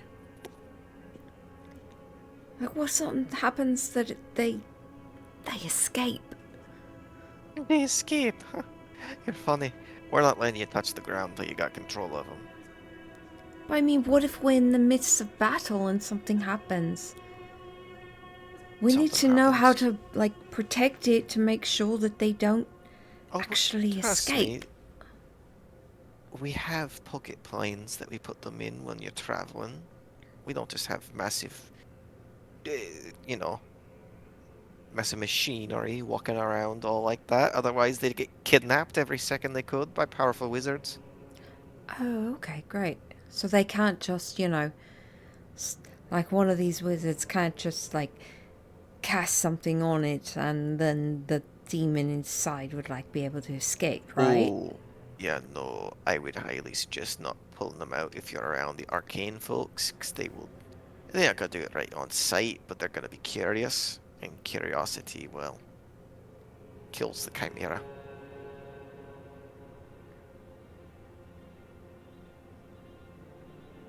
Anything else we need to watch for to make sure things stay intact? Um, you'll know once you get into it for the first time, but there is a time limit. It depends for each person, normally on how hearty you are, but I wouldn't try staying in them for too long. Most battles you're going to be using them for are only going to last a couple of minutes anyways, but if you push it, you probably will die before you'll even get hit. Great. Great. Well, good. But besides that, I think you're just dandy. You're making good progress, steady progress, and Kipley's just got blood, like, leaking yeah, down her shoulder. just pouring out over Yeah. your clothes, just soaking in. You see Zyrus just kind of looks over and goes, "Yeah, sorry, I don't got prestidigitation. No, That's more of a wizard just thing. leave it. I'll just leave it. I can like thaumaturgy to change it to a different color if you want. Doesn't really help though, does it? I can make it black. It looks like it's got spilled ink on you instead. How about you just keep your magic to yourself? All right then." And Noel goes, "Well, if you have any more questions or you need me, I'll be here. But I think that should be it for today. Oh, and you can only operate them once per day. If you try and do it multiple times, you will most likely die unless you have the constitution of an actual god."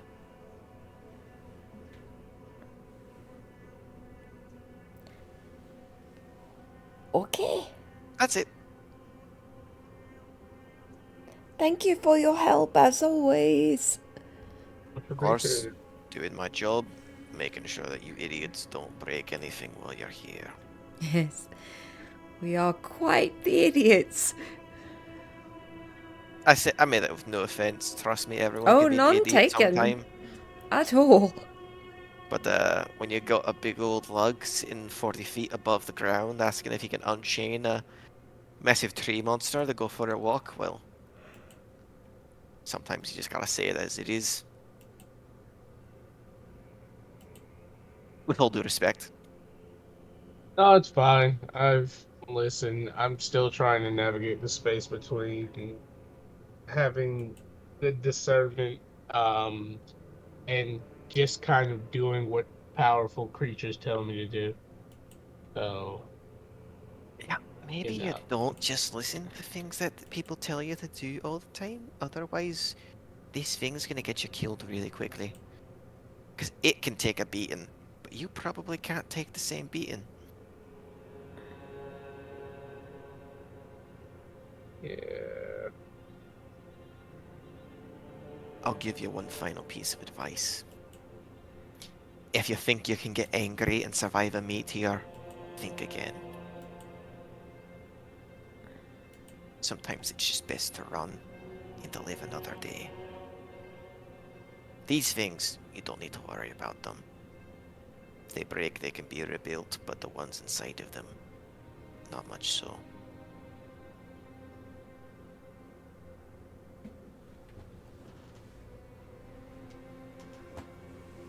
On that lovely note, you all have a wonderful day.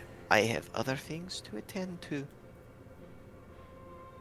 One of them being to find those fucking potions. She goes into the storage room again. Just begins, not breaking, but slightly diminishing the quality of which the large wooden crates that are inside are currently at. But as everyone has their bonding moments and all the fun stuff, is there anything else that you guys would like to do before we end the session? I think it's a decent place to end there. Yeah, that's probably good. Going once? Going Oh. twice? Got nothing. Sold! The bat that has nothing. Nothing. Alright, we'll end it there. Good job, everybody, about not killing yourselves. I love not dying. I was a little concerned there, and then it became a lot concerned real quick. For who? Multiple people involved. Because let me be clear. Well, let me be clear. So in the future, you will eventually get to the point where you don't have to make the saving throws. But for now, and it will get easier technically every time you succeed. But for now, when you are making them, every time that you fail the charisma saving throw, they maintain the same personalities that they had in life and have little to no respect for what you actually are asking them to do unless it is logical for them to do it anyways. They become like big dogs. So That's fucked up. he says going for a walk. What that really means is, it could mean destroying like half of the forge. Also, at the same time, I was terrified to death that Kibble would be like, you know what? Pull the plug. Do it, motherfucker. Do it. I bet you won't. That, 100%, a little bit of sweat. I had my moment where I was laughing and I was like, ha ha ha, not laughing anymore. What are you doing, girl? Listen, if you trust an archdemon to say that he wouldn't directly kill you the first time, that's sure. Yeah. But there you go, bud. Now I think you have the record for all my campaigns for the most deals made. And that's saying something, because I had a warlock the first time around who was just looking for deals. And Kipri, who's not looking for any deals. And Kipley, who doesn't want to make any of them, but is forced to, not forced, but is like in Oh, she a was pretty forced bad as well, situation yeah. either way. Yeah. I mean, you could have made different deals. Like the negotiability of that was, off the charts in terms of what you wanted to do. It was just that if you honestly didn't mention the future thing, he wouldn't have asked about it. Or at least he wouldn't have like reached into it at all.